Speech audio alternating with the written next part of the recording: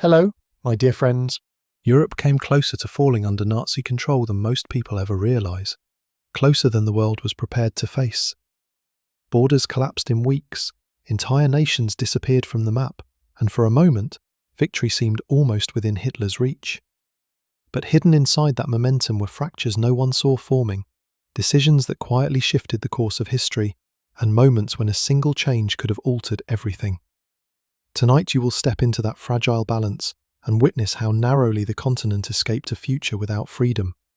So, before you get comfortable, take a moment to like the video and subscribe, but only if you genuinely enjoy what I do here. And let me know in the comments where you're tuning in from and what time it is for you. It's always fascinating to see who's joining us from around the world. Now dim the lights, maybe turn on a fan for that soothing background, and let's embark on this journey together tonight.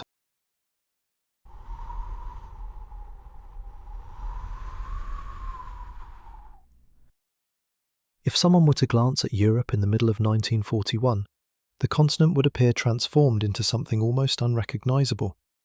The familiar mosaic of independent nations had been replaced by a single expanding force that stretched across borders with a confidence that left little room for resistance. What once looked like a patchwork of cultures and histories now seemed to be narrowing into one direction, driven by a regime that moved with unsettling speed. For people living through those months, the shift was not an abstraction on a map, but a daily reminder that the world they understood was shrinking before their eyes. Victories that should have taken years were measured in weeks. Entire governments collapsed in silence, unable to respond before German troops had already advanced deep into their territories. Radio stations changed their broadcasts without warning, newspapers printed new orders without debate, and the authority that had guided public life for generations disappeared almost overnight. There was no gradual decline, only a sudden interruption. The sense of stability that people had once relied upon no longer existed, replaced by a widening fear that nothing could stop the momentum that had taken hold of Europe. The rapid pace of conquest created the illusion of absolute control. Armies that had been respected for decades were reduced to scattered units, unable to regroup or challenge the direction of events. Borders that once defined national identity became meaningless as they were crossed without hesitation. The appearance of strength was overwhelming. To the outside observer, it seemed as though an unstoppable force was moving methodically across the continent, and that any hope for resistance was already fading into the background. Yet beneath this surface of dominance lay a more fragile reality. The expanding regime depended heavily on uninterrupted success. Each captured city was not just a military victory, but a necessary reinforcement of the belief that the campaign could not be reversed. For many ordinary people, this fragility was invisible. All they witnessed were flags replaced, checkpoints established, and soldiers marching through streets that had never seen foreign control in their lifetimes. The transformation felt permanent, even though its foundations were far less stable than they appeared. Daily life in occupied regions reflected this unsettling duality. Shops opened and closed under unfamiliar regulations, citizens adjusted to new restrictions, and a quiet tension lingered in public spaces. People learned to navigate these rules out of necessity, not because they believed in their longevity. Still, the atmosphere created the impression that the occupation was not merely temporary. The speed of the takeover left no space to imagine another outcome. For millions, it seemed as though Europe was being rewritten into something they had no power to influence. The fear extended beyond those under occupation. Even nations that remained free understood how little separated them from the same fate.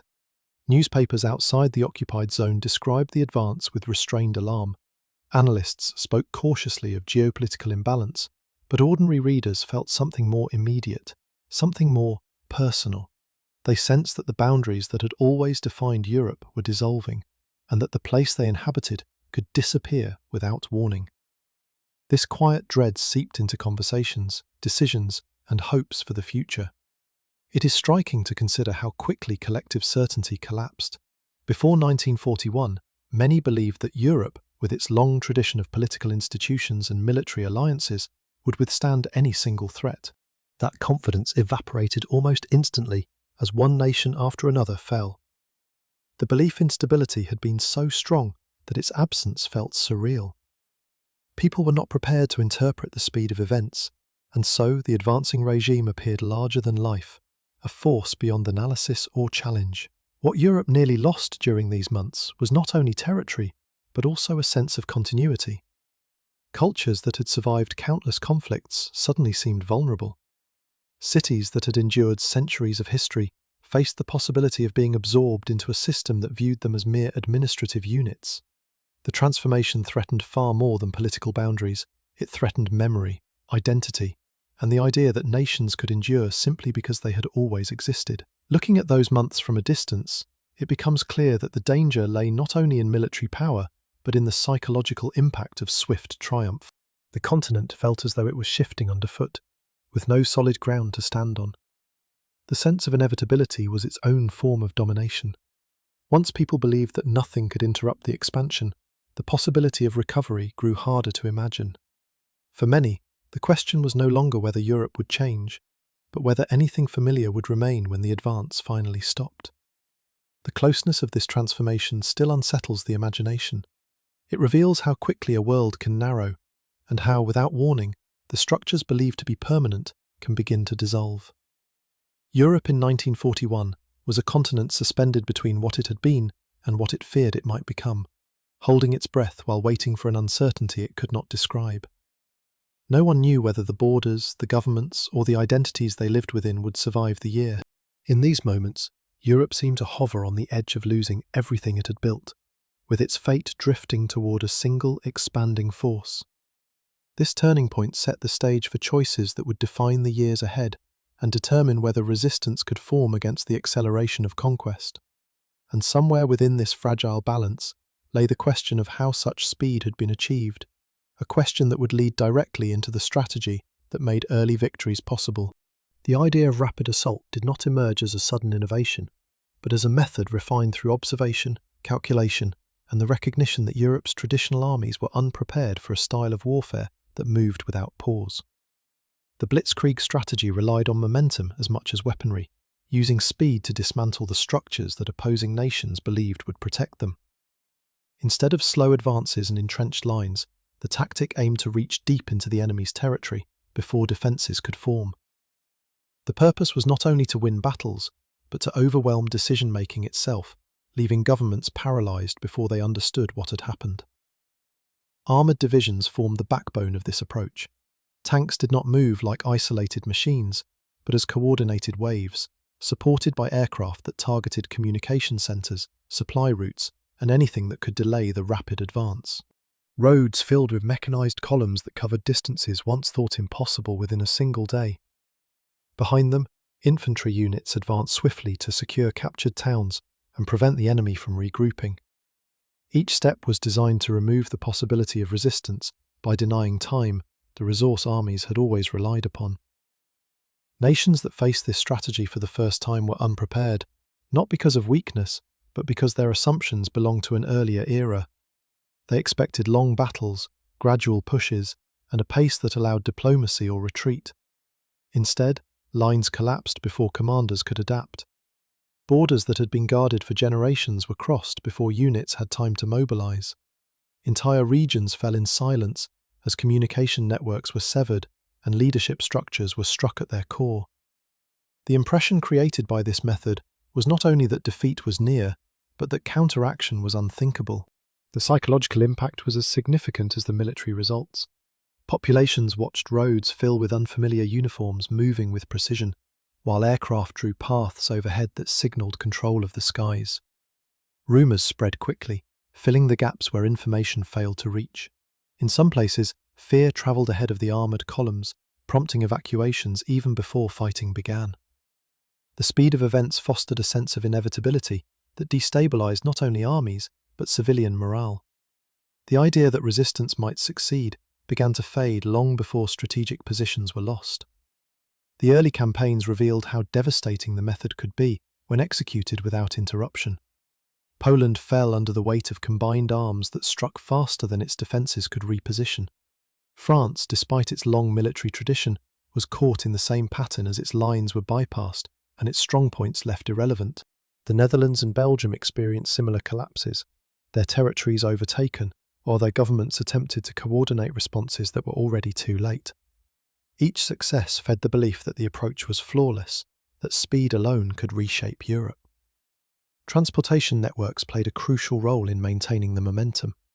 Highways, rail lines, and bridges were exploited immediately, allowing supply convoys to keep pace with advancing units.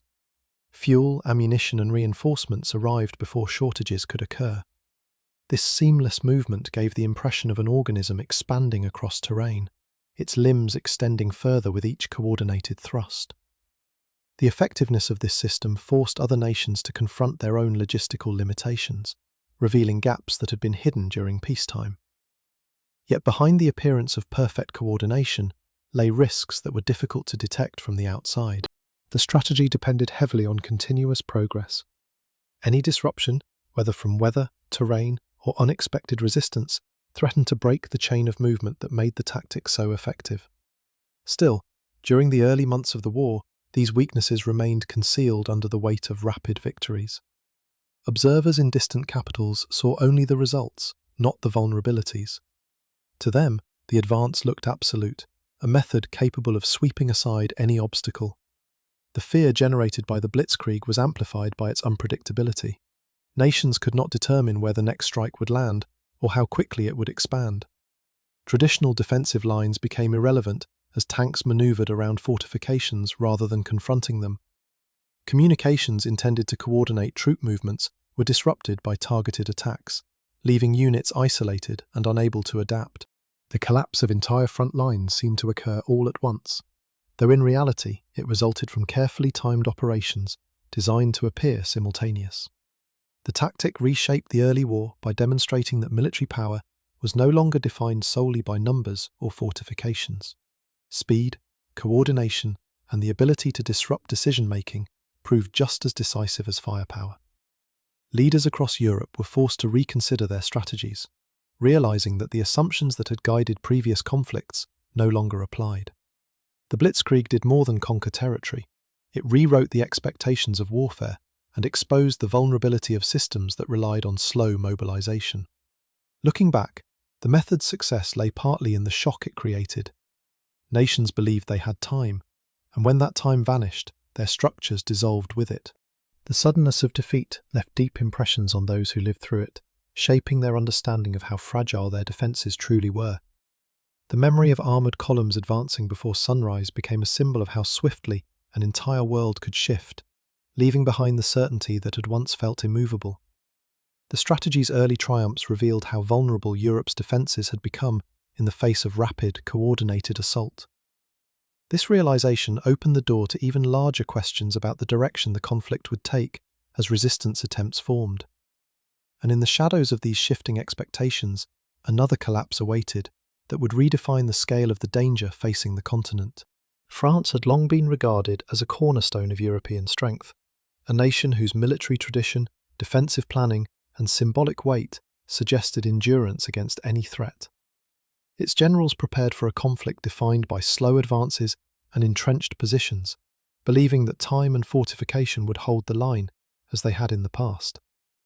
The Maginot Line stood as a physical declaration of this confidence, stretching across the eastern border with the intention of directing any invasion into predictable paths. For many, the presence of this formidable system created an impression of security that felt unshakable. Yet when the German forces advanced, they did not conform to expectations. Instead of engaging the Maginot Line directly, they moved through terrain that commanders believed would deter large-scale operations. Dense forests, narrow routes, and difficult landscapes were assumed to provide natural protection. This assumption proved catastrophic. Armoured divisions emerged through the Ardennes with a pace that exposed the limits of France's planning, revealing that confidence in geography had overshadowed the need for adaptability. The line of defence, once considered unmatched, was bypassed with startling ease. The fall of France was not the result of a single failure, but of a sequence of events that unfolded too quickly for leaders to interpret. Communications lagged behind troop movements, leaving headquarters to rely on outdated information as decisions were made. Units that expected days to reposition were given hours. As divisions attempted to realign themselves, The advancing forces cut supply routes, isolated key points, and created pockets of confusion that deepened with every passing moment. The collapse did not spread evenly, but erupted in segments, tearing apart the structure from within. In cities and towns, the experience of invasion moved at a pace faster than rumour could travel. Residents heard distant engines long before they saw uniforms, and by the time news reached them, their streets were already filled with foreign troops.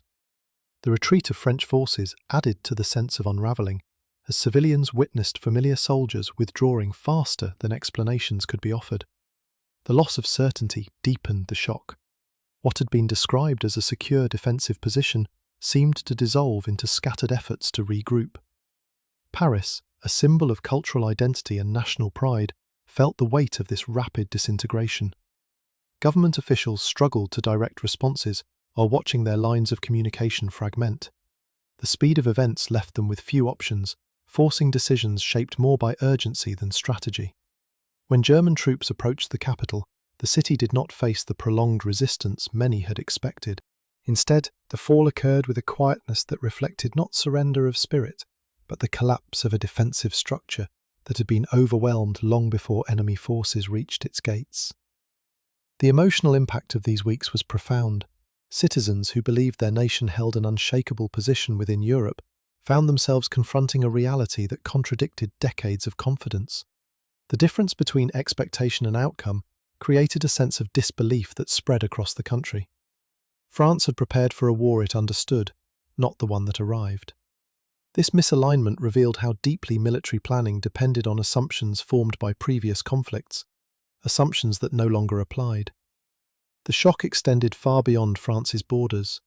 Observers throughout Europe were forced to re-evaluate their understanding of the conflict. If a nation with such historical weight could fall so quickly, then the threat faced by others was even greater than previously imagined. The rapid collapse sent ripples through diplomatic circles and military headquarters, shifting discussions from preparation to survival.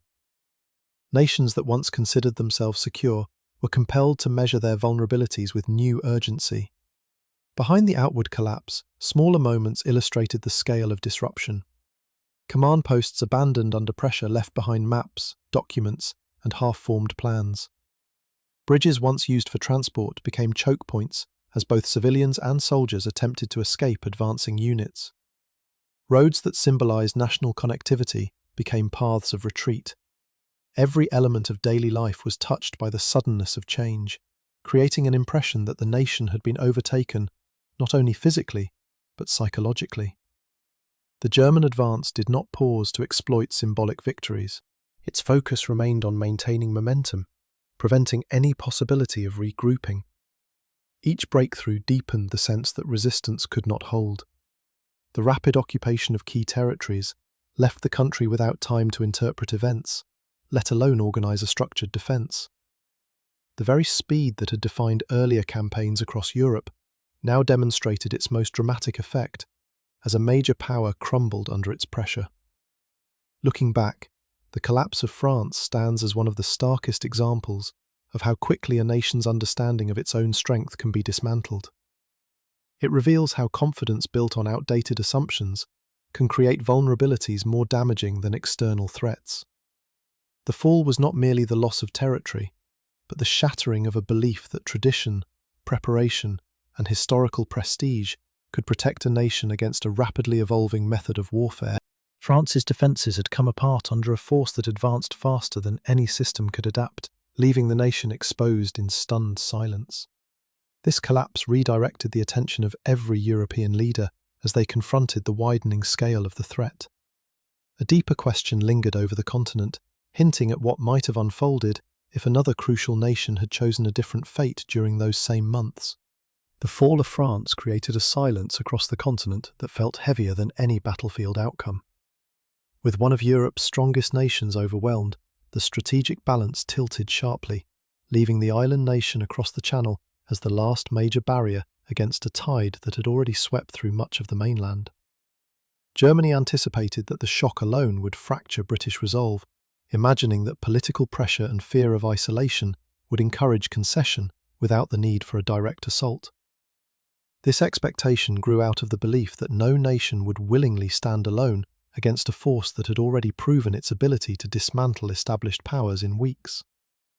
British leadership faced circumstances that carried a weight unmatched in recent memory.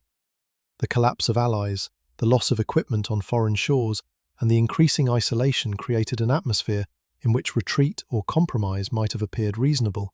Instead of yielding to that instinct, the government chose to confront a reality in which the margin between endurance and collapse was dangerously thin. The decision not to seek terms was not born of confidence in strength, but of conviction that surrender would extinguish far more than a military position. It would reshape the direction of the entire continent. The implications of such a surrender can be understood only by considering the strategic position Britain occupied at that moment. As long as the island remained unconquered, it served as a base from which support, coordination, and resistance could eventually grow. Its ports connected the Atlantic to the interior of Europe, providing routes for supplies and reinforcement. Its airfields offered space to regroup and plan. Should these assets fall, the map of Europe would transform into a single, continuous expanse under one authority, with no remaining foothold for opposition in the West. Germany's vision of the future included such an outcome. The leadership believed that Britain, faced with overwhelming odds, would seek stability through negotiation. Yet the expectation overlooked the complexity of British society, which had endured crises before and interpreted national endurance not as a strategy, but as an identity. The refusal to compromise became a symbolic act as much as a practical one. It signalled to both allies and enemies that the collapse on the mainland would not dictate the island's fate. From a distance, some observers wondered whether this defiance was sustainable. The risk of isolation, the strain on resources, and the pressure on civilian populations created uncertainties that could have eroded public support. Bombings disrupted daily life, forced evacuations, and reshaped cities. Still, the decision to resist remained intact, held together by a collective understanding that surrender would not offer security, but would instead accelerate a future in which autonomy disappeared entirely. Germany recognized the significance of this stance and attempted to undermine it through demonstration rather than diplomacy. Attacks on infrastructure, urban centers, and military sites were intended to fracture morale and weaken the belief that resistance could continue. Night after night, populations sheltered in stations, basements, and tunnels. Fires spread across districts that had stood for centuries. Although the destruction was extensive, the outcome Germany anticipated did not materialize. The population did not fracture. Instead, the experience reinforced the conviction that yielding was impossible. The image of Britain standing alone became both a reality and a symbol. It represented more than strategic defiance. It embodied the notion that a single decision could alter the path of a continent. Had the government chosen to submit, Germany would have gained control over airspace, naval routes, and industrial centres essential for sustaining expansion. The isolation of remaining forces elsewhere would have deepened, making coordinated resistance nearly impossible. The transformation of Europe would have accelerated, leaving little space for the re-emergence of independent nations. What makes this moment so striking is how narrow the boundary truly was between resistance and collapse. The outcome depended not on overwhelming strength, but on a decision taken at a moment when defeat seemed increasingly plausible. The government chose endurance not because it guaranteed survival, but because surrender guaranteed loss. This distinction shaped the course of the conflict more profoundly than any maneuver on land or sea. It preserved a position from which the broader struggle could later be reversed. Reflecting on this period reveals the extraordinary weight placed on choices made by individuals and institutions facing circumstances beyond their control. The decision not to concede was made within rooms filled with uncertainty, by leaders who understood that the consequences would reach far beyond their own borders. The commitment to endure reshaped not only Britain's future, but the structure of resistance throughout Europe. It maintained a point from which momentum could eventually shift. Considering how events might have unfolded under a different decision illuminates the fragility of the continent during this time. Without an independent Britain, the vision of a unified Europe under a single expanding power would have become far more than a theoretical possibility. The absence of a base for coordination, supply, and eventual counteraction would have altered the trajectory of history. The map of Europe might have stabilized into a pattern far removed from the one ultimately reclaimed. The significance of this moment is not simply in what occurred, but in what nearly occurred. The decision to resist prevented a transformation that would have reshaped identities, erased borders, and extended the reach of a regime whose expansion had already consumed so much. The world that emerged after the war existed because this turning point held firm when collapse seemed imminent. Britain's refusal to yield preserved the final barrier that stopped continental power from consolidating under expanding control. This stance redirected the conflict toward endurance rather than submission. Pressure in the skies would determine how far each side could push its vision for Europe. The air over Britain shifted into a realm where ordinary life could not exist without interruption. What had once been predictable nightfall now carried the uncertainty of distant engines that grew louder as darkness settled across the island. London, with its dense streets and sprawling neighbourhoods, became the central target in a campaign designed to break resolve through exhaustion rather than immediate defeat. Entire districts braced themselves nightly, aware that the hours ahead would be shaped not by routine, but by the rhythm of incoming waves of aircraft. The city's lights dimmed, its windows covered, and its residents learned to navigate a world defined by shadows and tremors. Bombing runs arrived with an intensity that pressed into every corner of civilian life. Explosions tore through streets that had stood unchanged for generations, while fires rose into the sky and cast shifting reflections across the river. Those who survived each wave emerged into mornings marked by dust, scattered debris, and the slow recognition that familiar buildings had disappeared during the night. The assault did not aim to occupy the island, but to erode its stability, draining its strength until resistance could no longer sustain itself. Each strike served not only destruction, but an unspoken reminder of what surrender might prevent. Underground stations became shelters where thousands gathered in uneasy silence. People rested on narrow platforms, on benches, or on blankets spread across cold concrete, listening for vibrations that might signal another impact above. Sleep rarely came easily. The possibility of collapse, the echo of distant detonations, and the awareness of loved ones scattered across the city created an atmosphere that held rest just out of reach. Days blended into nights as exhaustion took hold, yet the population continued to navigate the disruption with a determination that revealed itself through quiet endurance rather than declarations of defiance. Above the shelters, the Royal Air Force worked with limited numbers, directing its pilots into encounters defined by pressure and speed. The task before them required precision that left no margin for error, as each interception aimed to disrupt formations before they reached their targets. The skies became a contested space where control shifted by the hour. Pilots faced missions that demanded repeated engagement without the assurance of reinforcement. Despite these constraints, their actions created intervals of relief that prevented the bombardment from reaching its intended effect. The contrast between the strained RAF and the extensive German air fleets illustrated how uneven the confrontation was. Britain lacked the resources to match numbers with numbers, relying instead on coordinated responses, careful conservation of equipment, and the strategic advantage of defending from home territory. Radar systems offered critical early warnings, allowing limited forces to intercept at moments when intervention could still alter the outcome. These efforts turned the air above the island into an unpredictable landscape, where success hinged on timing more than strength. Within British cities, the destruction accumulated at a pace that made recovery feel almost symbolic. Entire blocks vanished between dusk and dawn. Schools closed, factories shifted operations, and families relocated repeatedly as neighbourhoods transformed into ruins.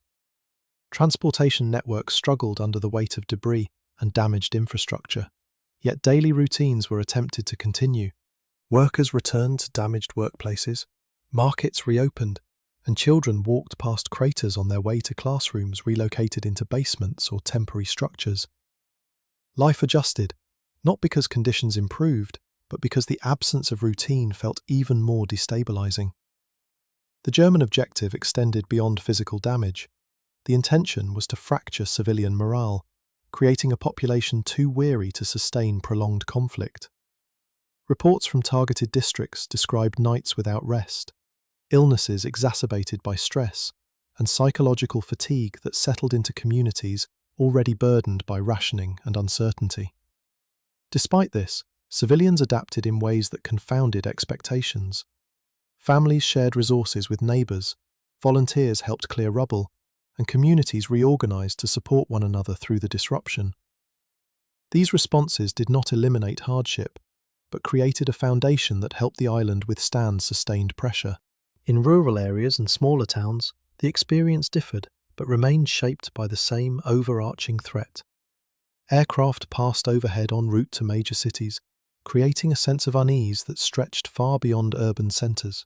Some communities hosted evacuees, fleeing heavily targeted districts, reshaping local rhythms. Others prepared for the possibility of becoming targets themselves. The war in the skies reached into landscapes that had previously existed outside the boundaries of major conflict, altering the relationship between place and danger. As months passed, the shifting outcomes in the air began to reveal limitations within the German campaign. Losses accumulated, resources tightened, and the anticipated collapse of British morale failed to materialise. The island remained strained but intact, refusing to yield to pressure that had been expected to force a concession. The endurance demonstrated by both civilians and pilots suggested that the campaign's underlying assumptions contained flaws that were becoming more visible with each passing week. Reflecting on this period reveals a dual struggle, one fought through strategy and machinery in the skies, and another fought through persistence and adaptation on the ground. The combination of these two forms of endurance prevented the island from fracturing under the weight of sustained bombardment. The outcome did not hinge on a single victory, but on the accumulation of countless moments in which individuals chose to continue despite disruption, fatigue, and loss. The prolonged assault on Britain demonstrated how a nation under continuous pressure could still maintain its footing through resilience and coordinated response. This endurance defined a turning point that altered expectations for the conflict's trajectory. A new threat emerged when strategic focus shifted eastward, carrying consequences that would soon reach far beyond the island's skies. Confidence built from rapid victories across Europe created a belief that momentum could be carried into territories far larger and more demanding than any battlefield previously encountered. That belief shaped the decision to look eastward, away from the unresolved confrontation with Britain, toward the immense expanse of the Soviet Union. Leadership circles envisioned a swift campaign that would break resistance before winter emerged, relying on assumptions that earlier triumphs had incorrectly reinforced. Within this mindset began a shift that would open one of the most consequential chapters of the conflict. Operation Barbarossa emerged from strategic ambition rather than practical restraint. Plans emphasized speed, surprise, and deep penetration into enemy territory, mirroring tactics that had dismantled Western Europe in a matter of weeks. Yet the environment into which this strategy was projected bore little resemblance to previous battlegrounds. Distances stretched beyond logistical comfort, cities lay far apart, and supply routes required calculations that exceeded available resources. These realities were acknowledged but dismissed, overshadowed by the conviction that Soviet defences would collapse quickly under pressure. Initial advances strengthened this impression. Armoured divisions moved with force across wide plains, capturing towns and disrupting defensive lines before they could reorganise. Reports from the front described breakthroughs and rapid progress, filling command maps with expanding markers that appeared to confirm expectations. Yet beneath these visible gains lurked weaknesses that grew more pronounced with every kilometre travelled. Fuel demands increased, vehicles suffered from overuse, and the roads deteriorated into deep ruts that slowed movement far more than anticipated. The sheer scale of the landscape introduced challenges that planning sessions had not fully accounted for. Weather patterns shifted unpredictably. Rains transformed open fields into mud that swallowed machines whole, forcing delays that cascaded into widespread logistical strain. Communication became more difficult as distances widened, and coordination between units required far more time than mobile warfare allowed. These slowdowns revealed how heavily the strategy depended on uninterrupted movement, a requirement that nature did not accommodate. Soviet resistance added another layer of complexity. Instead of collapsing, defensive lines absorbed the initial shock and reformed farther inland. Retreats were carefully measured to draw advancing divisions deeper, stretching their capabilities and exposing vulnerabilities. Reinforcements arrived from distant regions, industries relocated beyond reach, and new units formed continuously, even as older ones dissolved. This capacity to regenerate created a dynamic that had been underestimated from the beginning. Momentum that had once seemed unstoppable began to encounter friction from both human resistance and environmental resistance. As autumn shifted into winter, conditions deteriorated rapidly. Temperatures plummeted to levels unfamiliar to German forces. Engines froze, lubricants thickened, and uniforms designed for temperate climates offered little protection from cutting winds. Weapons malfunctioned in the cold, and the simplest tasks became ordeals that drained strength from already fatigued units. Progress slowed to a crawl, transforming rapid warfare into a stagnant struggle across frozen terrain. Attempts to capture key cities faltered under these conditions. Approaches to Moscow revealed entrenched defences supported by reinforcements drawn from reserves spread across multiple regions. Soviet troops adapted to winter with equipment suited to the climate, while German forces relied on inadequate supplies that failed to meet the demands of the environment. As counterattacks began, units already weakened by cold and distance found themselves unable to maintain earlier gains. The campaign, once envisioned as a decisive strike, shifted into a prolonged contest for survival. Opening this eastern front also intensified the strain on the broader war effort. Resources diverted to support operations across such a vast region left fewer supplies for other theatres. Manpower shortages surfaced as losses mounted and reinforcements lagged. Transportation networks struggled to maintain necessary flow, with rail lines overburdened and supply convoys vulnerable to disruption. The war expanded beyond sustainable bounds, creating pressures that radiated outward from the Eastern Front into all areas of German planning. Looking at this strategic pivot reveals how ambition can create blind spots that obscure essential limitations. Confidence built from earlier victories encouraged a belief that similar success could be repeated, regardless of scale or context. That belief overshadowed the realities of climate, geography, and enemy resilience. The campaign relied on assumptions that did not hold once the initial momentum faded. As winter deepened, the consequences of those assumptions became impossible to ignore. The shift eastward reshaped alliances, influenced regional strategies, and altered expectations among nations watching from afar. Observers recognized that the war had entered a phase defined not by swift movement, but by endurance, attrition, and the capacity to withstand prolonged hardship. The Eastern Front consumed resources at a rate that could not be replenished, revealing structural weaknesses within the war machine that earlier victories had concealed. Reflecting on this decision underscores how the pursuit of rapid dominance can lead to overextension when confronted with conditions that resist speed. The vastness of the territory, the severity of the climate, and the depth of Soviet resilience combined into a force that eroded confidence and momentum.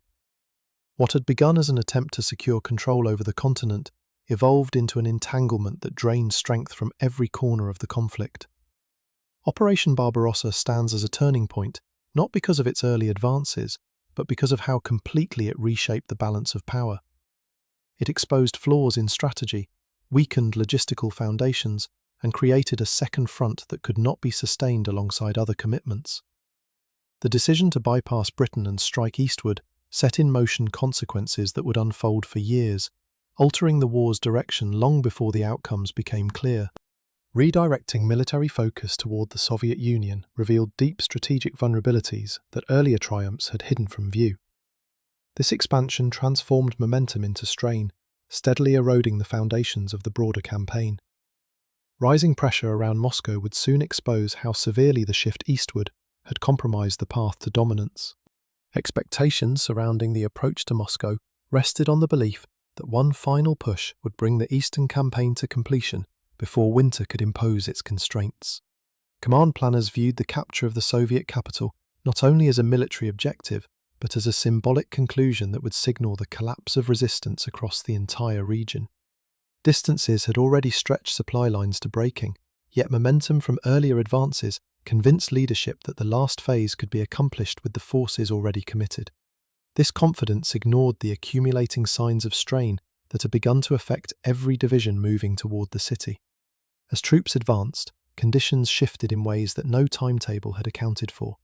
Early snowfall blanketed roads and fields, transforming terrain into obstacles that demanded far more effort than initial plans had required. Vehicles that once moved efficiently became trapped in deepening drifts. Fuel consumption increased dramatically as engines worked against the cold, and shortages emerged even before the most severe temperatures arrived. Supply convoys slowed under the weight of these challenges, leaving frontline units increasingly vulnerable as they waited for deliveries that arrived late or not at all. The weather alone did not halt progress, but it magnified every logistical weakness that had been overlooked. Clothing issued to soldiers proved inadequate for temperatures that dropped far below expectations. Fingers stiffened, faces burned from wind exposure, and unprotected skin froze in minutes during long marches. Weapons malfunctioned when oil thickened inside their mechanisms. Radios failed under sudden cold, leaving units without communication at moments when coordination mattered most. Each problem reduced the ability to continue, yet demands from leadership insisted that the advance must not slow. As the force moved closer to Moscow, Soviet defences intensified.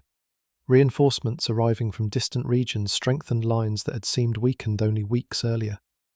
Trenches deepened, fortifications expanded, and counterattacks emerged along positions the advancing forces had assumed were secure.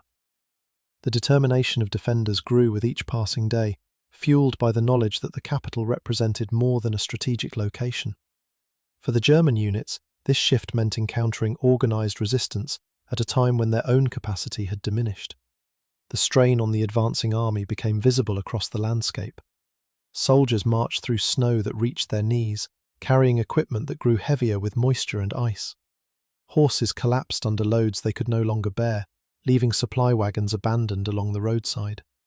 Vehicles broke down and froze in place, forming silent lines that marked the extent of the struggle. Meals arrived cold or not at all. Sleep grew scarce as temperatures made rest difficult, and exhaustion accumulated in ways that reduced the effectiveness of every attempt to push forward. Failure to reach Moscow before winter fully set in marked the turning point many historians later identified as the moment when momentum in the east began to fracture. The decision to continue the advance despite mounting signs of collapse deepened the difficulties. Units that reached the outer edges of the defensive ring found themselves exposed to counterattacks from well-prepared troops who had adapted to the cold and operated within shorter supply chains. Snowstorms limited visibility, winds cut through thin uniforms, and frostbite spread rapidly among those stationed in exposed positions. As Soviet forces launched their winter counteroffensive, the extent of German overextension became undeniable. Divisions weakened by cold, hunger, and fatigue could not hold ground that had been gained only during favourable conditions. Retreats occurred along scattered lines, creating pockets of isolation that further complicated the situation. Supplies that had struggled to reach the front now faced even greater difficulty being redistributed to troops pulling back through snow-covered terrain. The reversal of movement forced leadership to confront the limits of earlier assumptions. This stage of the campaign exposed a fundamental flaw in the strategic approach: reliance on speed without preparation for prolonged resistance. The expectation that Moscow would fall quickly obscured the need for planning beyond the initial timetable. Winter clothing, fuel reserves, replacement vehicles, and infrastructure to support long-term operations had not been adequately developed. Without these resources, survival became as challenging as combat. Thousands succumbed to cold, illness, and exhaustion. The advance that once promised a decisive victory transformed into a struggle for basic endurance.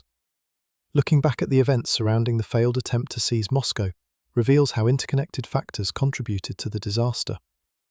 Weather alone did not cause the collapse, nor did enemy resistance alone. The combination of distance, inadequate supplies, unexpected environmental conditions, and underestimated resilience created a situation that could not be resolved with determination or tactical adjustments.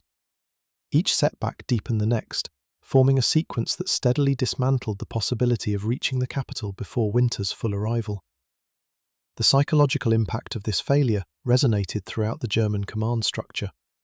Confidence built from earlier victories began to erode as leaders recognized that assumptions about Soviet weakness had been misplaced.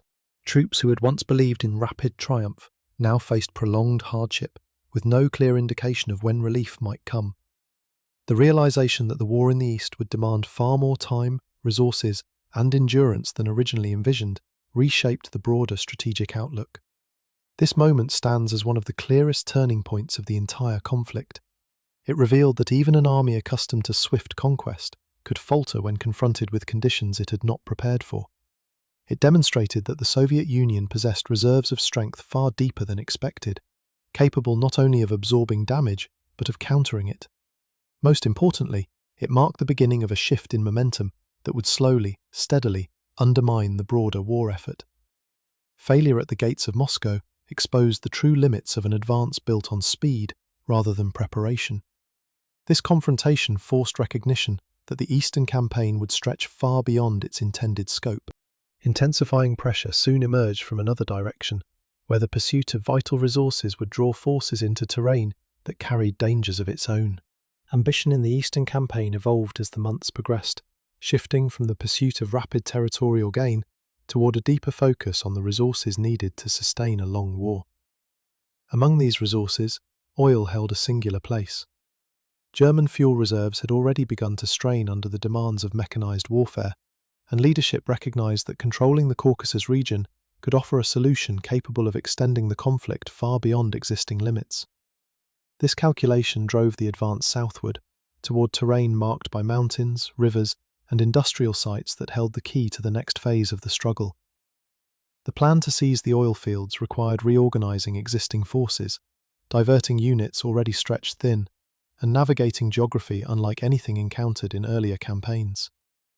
Commanders envisioned an operation that would break through Soviet lines, capture key areas, and hold them long enough to establish extraction and transportation networks. The assumption underlying these goals rested on the belief that Soviet resistance in the region would collapse under sustained pressure. This expectation proved to be yet another misjudgment born from earlier successes. As troops pushed toward the Caucasus, logistical demands intensified. Supply lines extended across vast distances, threading through territory still unsettled by previous battles. Bridges required constant repair, roads deteriorated with traffic, and armoured vehicles consumed fuel at a rate that exceeded replenishment. Each advance required careful coordination, yet the pace of movement often surpassed the ability to maintain infrastructure. Units found themselves operating with dwindling supplies, even as leadership pushed them deeper into contested terrain. The strategic value of the region heightened Soviet determination to defend it. Reinforcements converged from across the country, fortifications expanded, and defensive positions solidified around key industrial zones. The rugged landscape added another layer of difficulty. Mountain passes funneled movement into narrow paths that exposed advancing forces to counterattacks. Rivers forced repeated delays as engineers constructed makeshift crossings under pressure. The terrain, combined with concentrated defences, began to erode the speed and cohesion that earlier campaigns had relied upon. While the Caucasus campaign unfolded, another focal point emerged along the path to the south: Stalingrad. The city, positioned along the Volga River, became a convergence zone for strategic aims, serving as both a gateway to the oil fields and a symbolic target whose capture was expected to shift the balance of the war. German forces advanced into the outskirts with the belief that the city would fall, as others had. Instead, urban combat transformed the advance into a slow, draining struggle fought street by street, building by building, among ruins that offered concealment for defenders and danger for attackers. Inside the city, the fighting consumed resources at a pace that alarmed commanders. Ammunition stocks dwindled, replacements arrived unevenly, and the harsh conditions of urban warfare inflicted a toll that grew heavier with each passing week. The Soviet defense capitalized on this strain. Reinforcements crossed the river under cover of darkness, fortifying positions and preparing countermeasures. The city became a trap formed not only by defenders, but by the very focus placed upon it. Forces intended for the wider southern campaign became concentrated in a single location, weakening the capacity to secure surrounding regions. As German units grew increasingly committed to the battle, the situation shifted in ways that were both subtle and decisive. Encirclement emerged as a threat before it was fully recognized. Soviet forces maneuvered around the city, targeting weakened flanks and overstretched positions.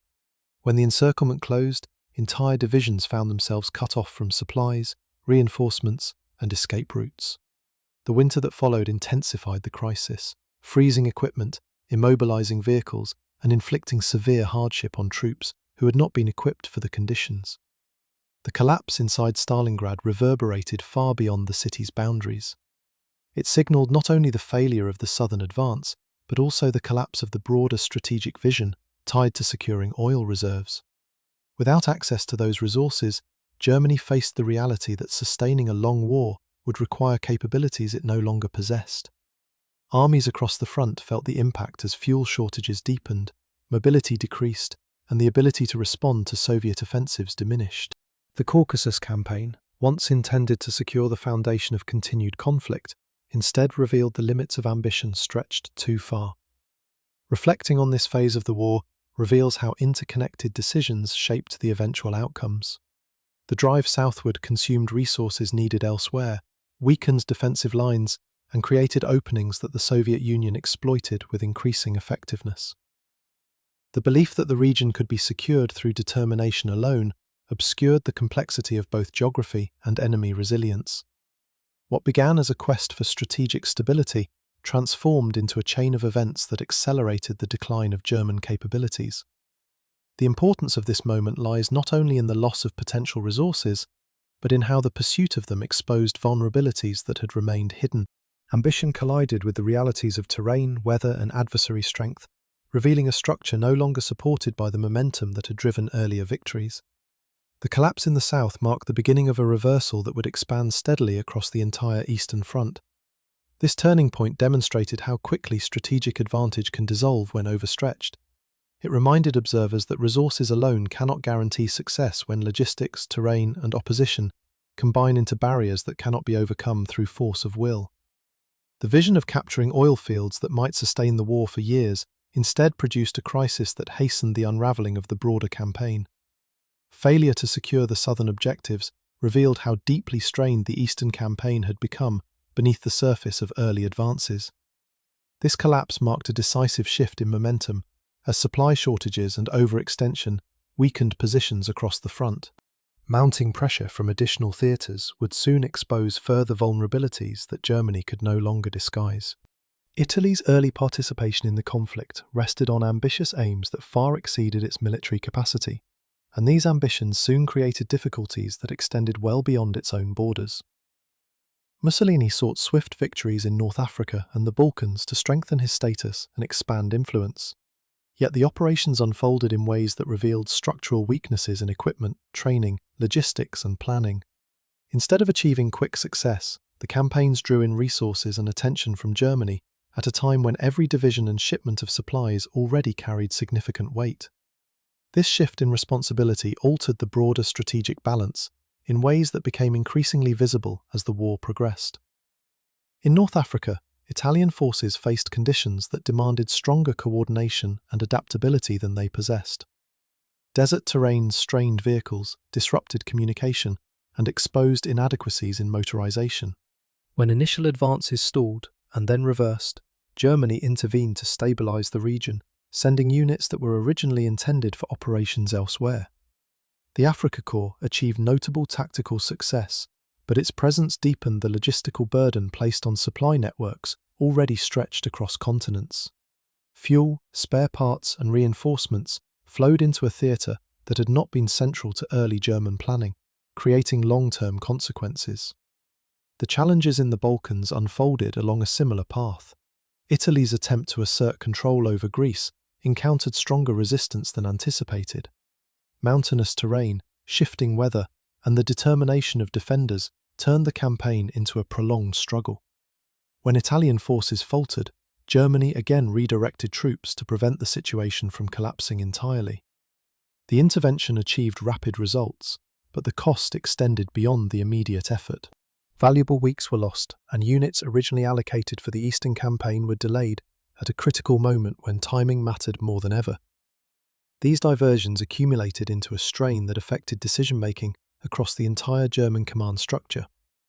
Each commitment to support Italy or stabilize an unexpected front diluted resources intended for the primary objective in the east. Troops assigned to assist were not easily replaced. Vehicles consumed fuel that could not be replenished quickly. Air support, already in high demand, was forced to shift between theatres in response to crises, rather than according to long-term strategy.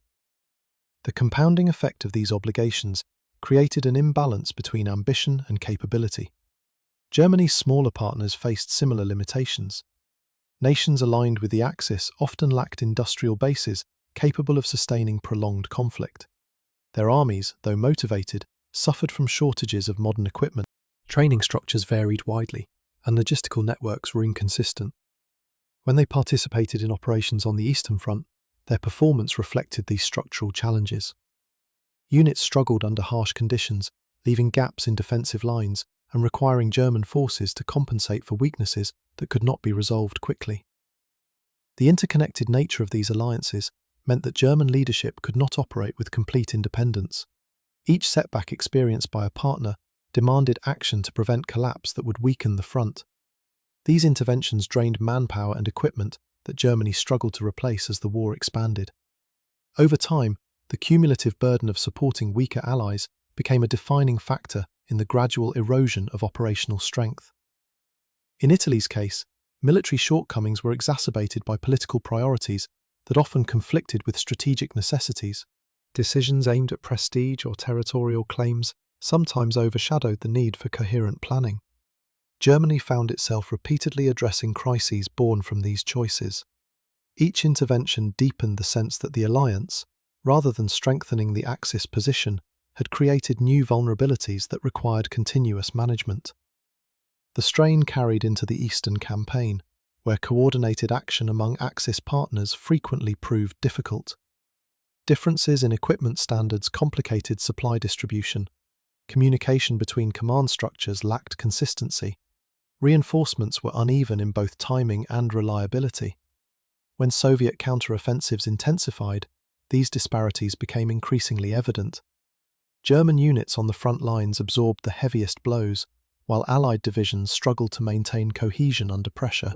Reflecting on this dynamic reveals a broader truth about the limitations of coalition warfare when partners differ significantly in capability.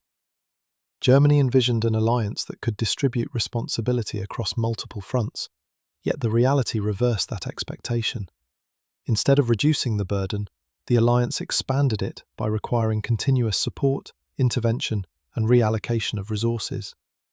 Each diversion reduced Germany's ability to concentrate strength where it mattered most, particularly as the conflict entered phases that demanded sustained effort and large-scale coordination. The consequences of these imbalances became unmistakable as the war progressed.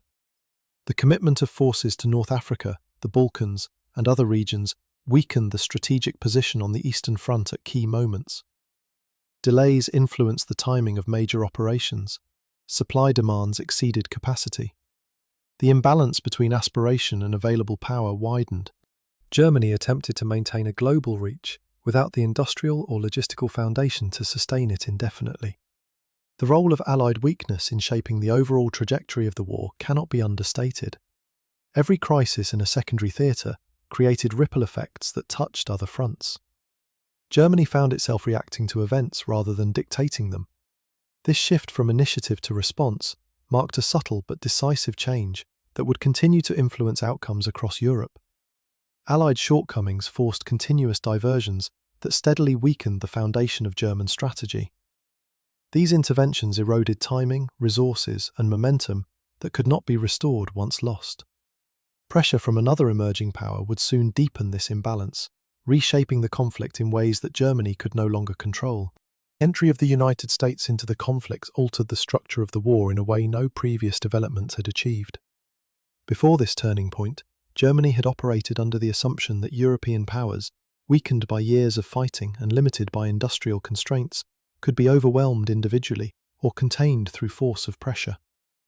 The attack on Pearl Harbor, followed by formal declarations and mobilization across the American economy, shifted this balance instantly. A nation with vast industrial capacity, significant manpower reserves, and unhindered access to global resources chose to engage directly, changing not only the scale of resistance, but the rhythm of the conflict itself. American production capacity expanded at a pace that reshaped expectations.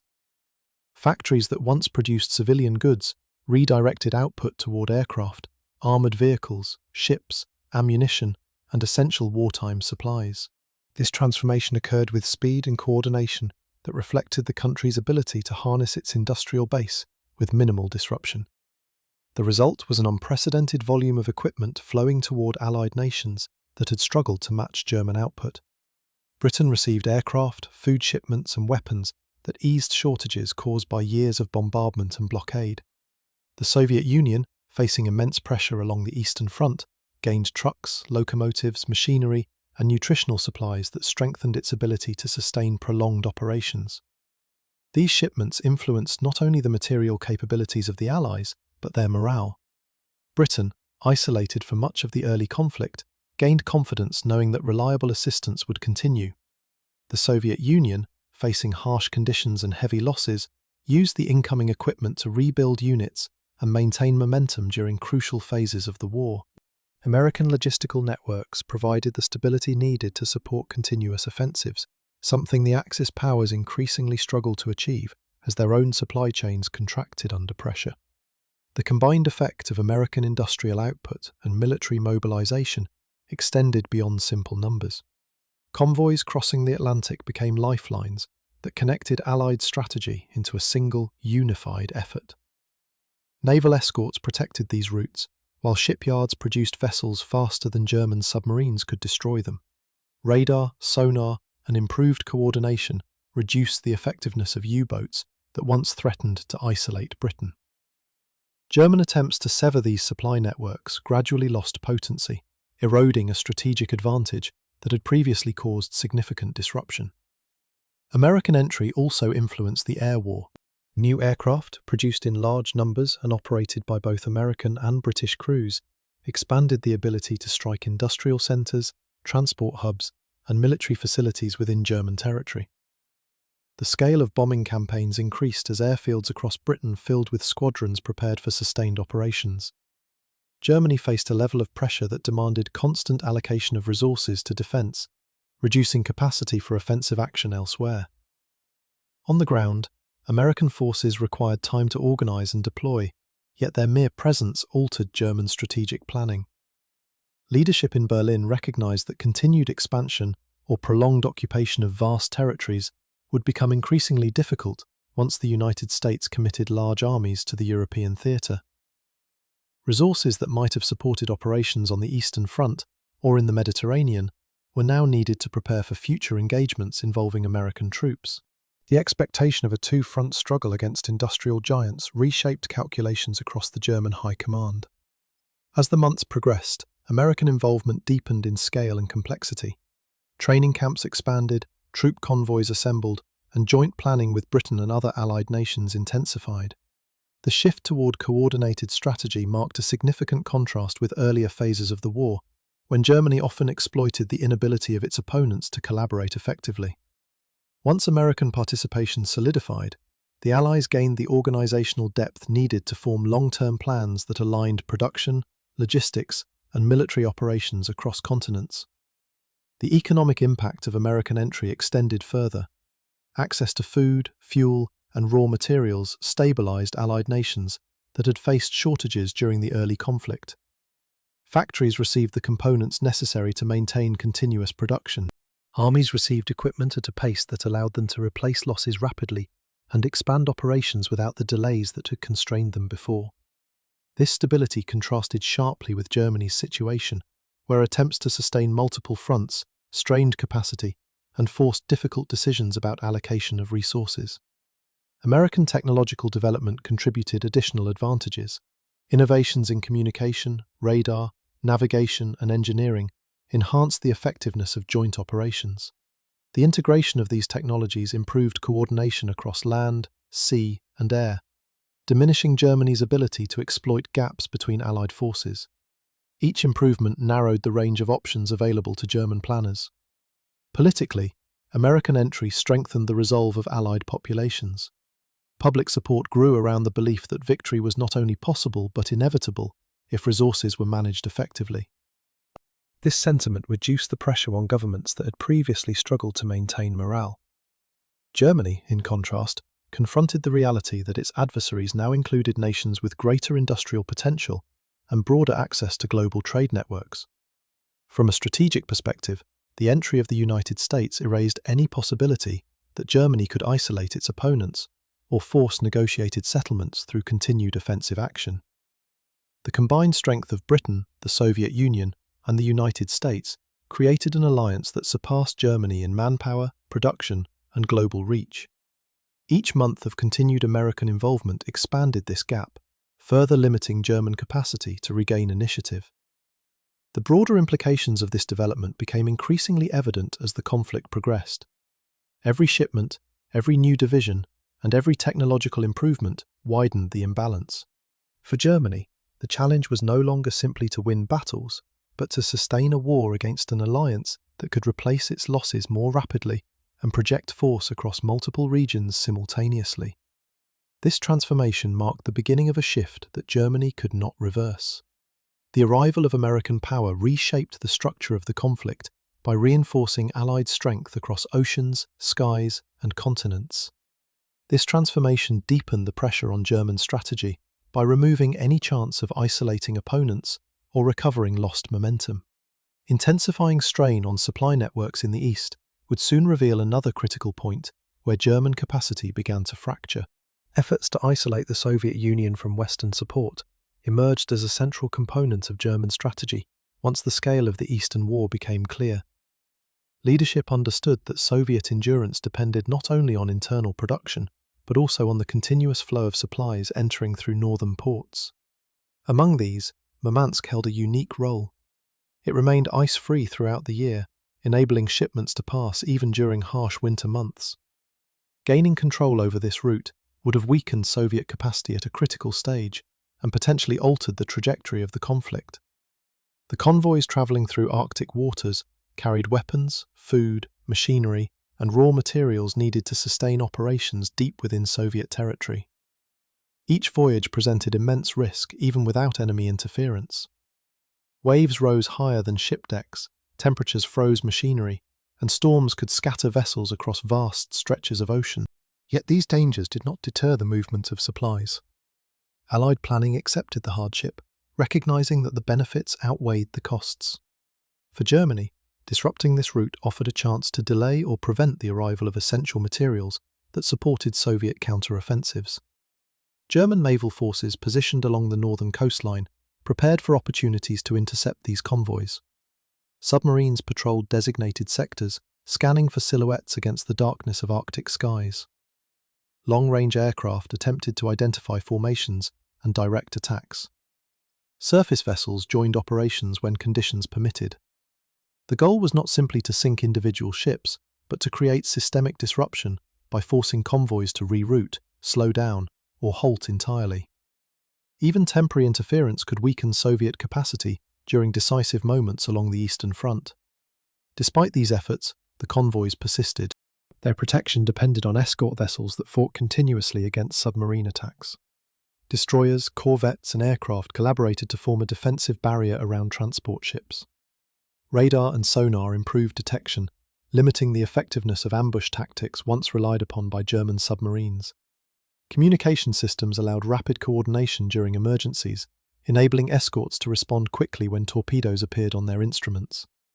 Each defensive improvement reduced the likelihood that Germany could achieve decisive control over the northern route.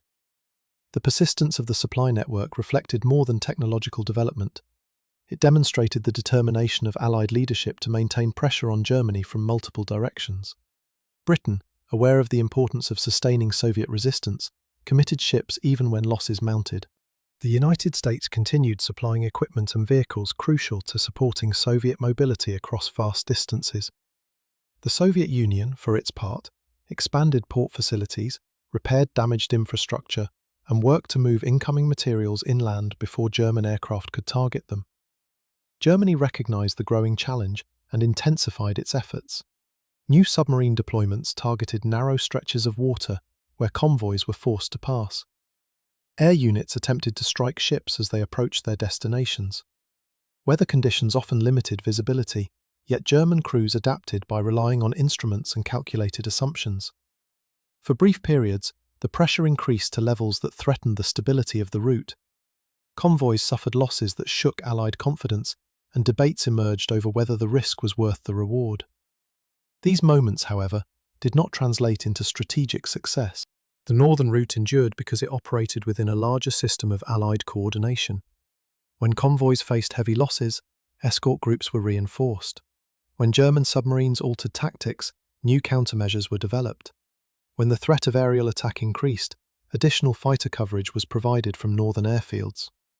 As long as Allied cooperation remained intact, Germany struggled to create the sustained disruption needed to isolate the Soviet Union completely. The terrain around Murmansk further complicated German plans. Mountain ranges limited the movement of ground forces, while harsh climate conditions delayed the construction of positions needed to threaten the port directly. Attempts to capture surrounding areas faced resistance from Soviet units, acclimated to the extreme environment. Supply lines required to support German operations in the far north grew too long to be maintained effectively. What seemed achievable on a map proved far more complex when confronted with nature and opposition combined. The survival of the northern supply route had a direct effect on the Eastern Front.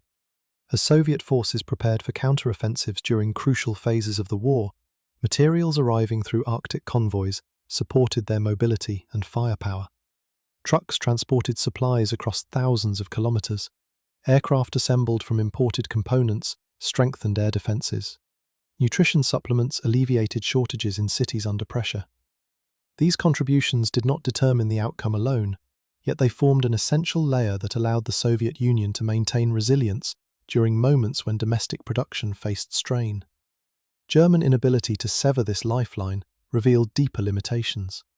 Naval strength, once central to early operations, could not expand at a rate needed to challenge the combined Allied capacity. Submarine production faced shortages of materials and trained personnel. Air units suffered from competing demands across multiple fronts.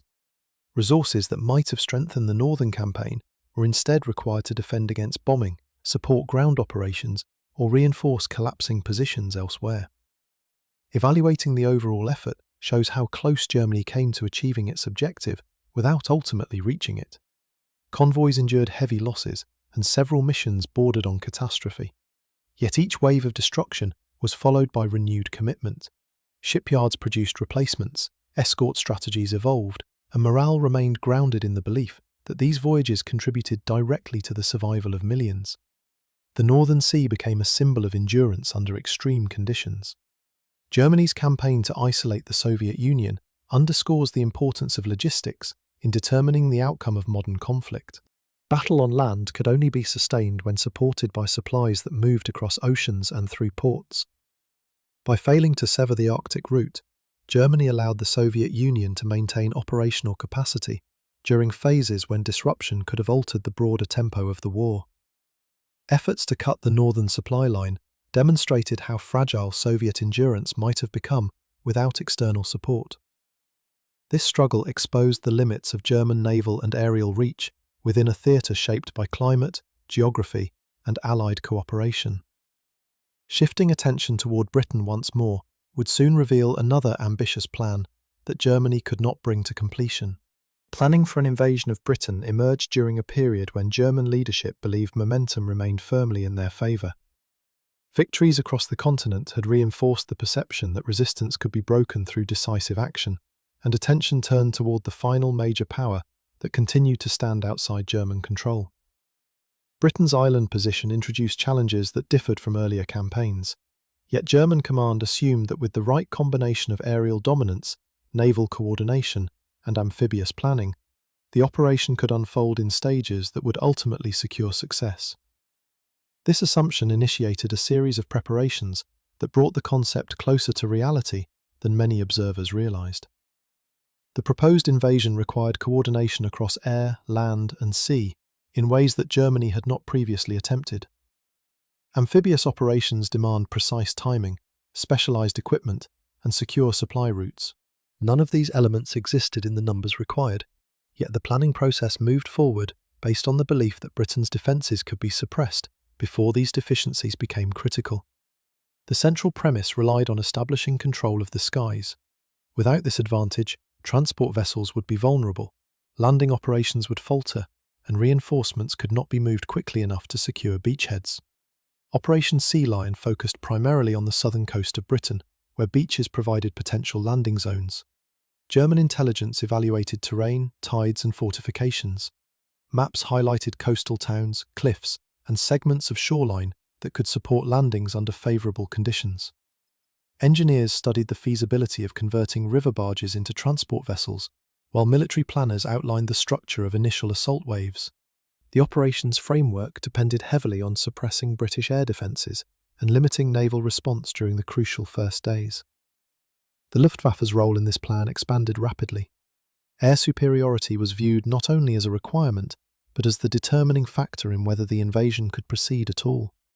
Airfields across occupied Europe were filled with fighter aircraft and bombers tasked with dismantling Britain's ability to respond.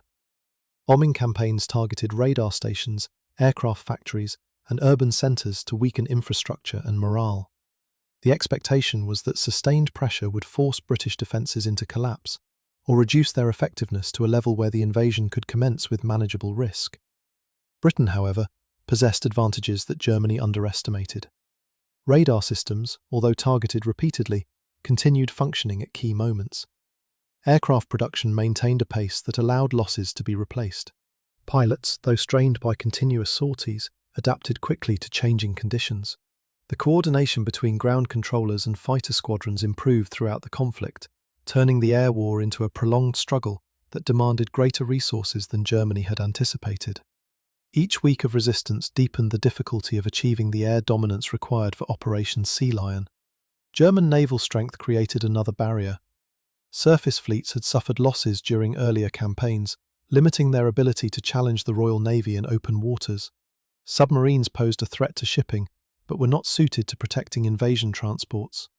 River barges, hastily converted for the operation, were vulnerable to adverse weather, rough seas, and concentrated fire from British coastal defences. Even under ideal air conditions, the risks associated with transporting troops across the English Channel remained significant. When air superiority failed to materialise, the sea became an obstacle too formidable to cross. The Luftwaffe's inability to gain decisive control shifted the operation into uncertainty. Bombing campaigns continued, yet they no longer served a direct path toward invasion. Instead, they evolved into a prolonged effort to pressure Britain through the destruction of cities and industrial targets. The Battle of Britain demonstrated the resilience of British defences and the limits of German air power when confronted with determined opposition supported by effective infrastructure. Without air dominance, the amphibious component of Sea Lion could not proceed, and the momentum behind the plan gradually diminished. Despite the setback, the planning process provides insight into German strategic thinking during this phase of the war. Leadership believed that Britain could not endure sustained pressure, yet failed to recognise the depth of resources and coordination that supported its defences. The decision to postpone the invasion indefinitely reflected an acknowledgement of these miscalculations, although the consequences extended further. The failure to neutralise Britain preserved a platform from which future Allied operations would launch, ultimately shaping the later phases of the conflict.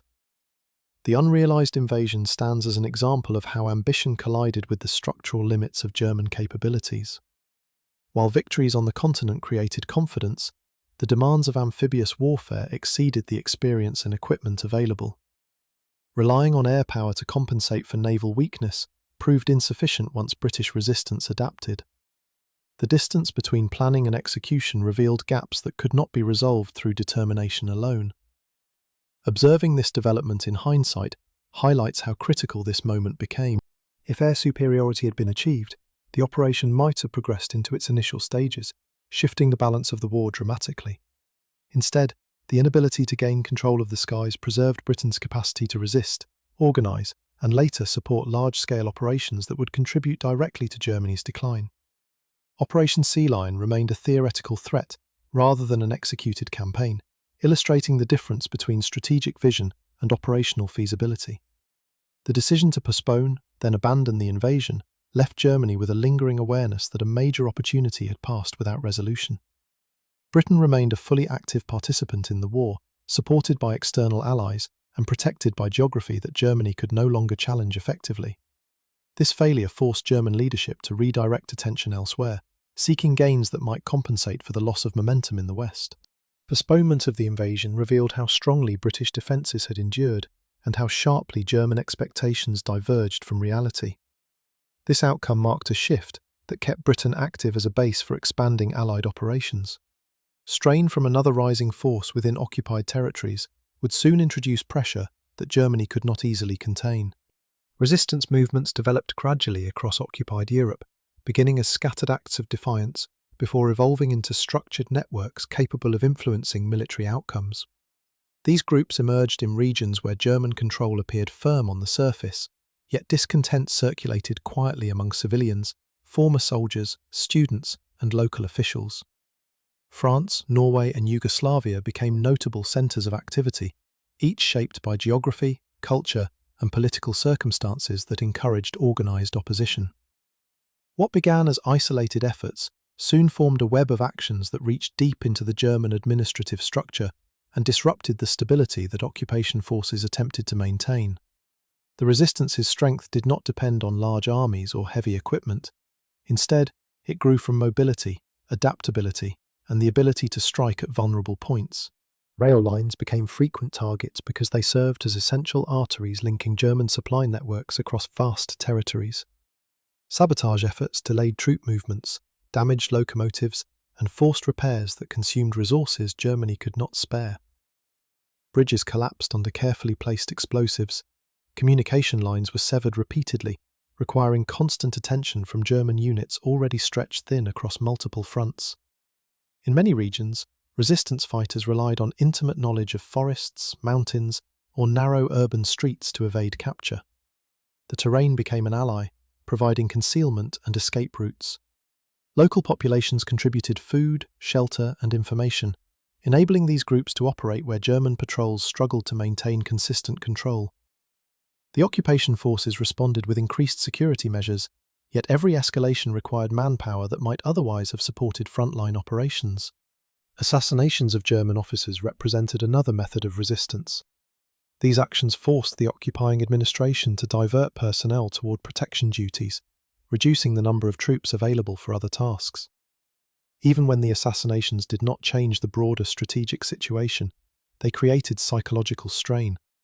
Soldiers posted in occupied territories operated with the constant awareness that threats could emerge at any moment, eroding morale over time. Underground networks formed communication channels across borders, transmitting intelligence to Allied forces. Information about troop placements, supply movements, infrastructure vulnerabilities, and political developments flowed through coded messages and courier routes. This intelligence shaped Allied operations by offering detailed insight into German activities that could not be obtained through reconnaissance alone. Each successful transmission strengthened the connection between local resistance movements and broader strategic planning. Collaboration between resistance groups and Allied forces expanded through time. Supply drops delivered weapons, radios, and equipment that enhanced the ability of local groups to conduct sustained operations. These supplies also reinforced morale by demonstrating that resistance efforts were recognized as meaningful contributions to the war. Operations that once relied on improvised tools evolved into coordinated missions capable of inflicting greater damage on German infrastructure and transportation networks. In Yugoslavia, resistance developed into full-scale partisan warfare. The rugged terrain supported long-term operations, enabling large groups to operate independently from the occupying forces. The German response required the deployment of significant military units, reducing the strength available for the Eastern Front. Each month of continued resistance drained resources, delayed reinforcements, and contributed to the gradual exhaustion of German operational capacity. Norway presented a different pattern. Resistance there focused heavily on intelligence gathering, sabotage of industrial facilities, and disruption of transport routes.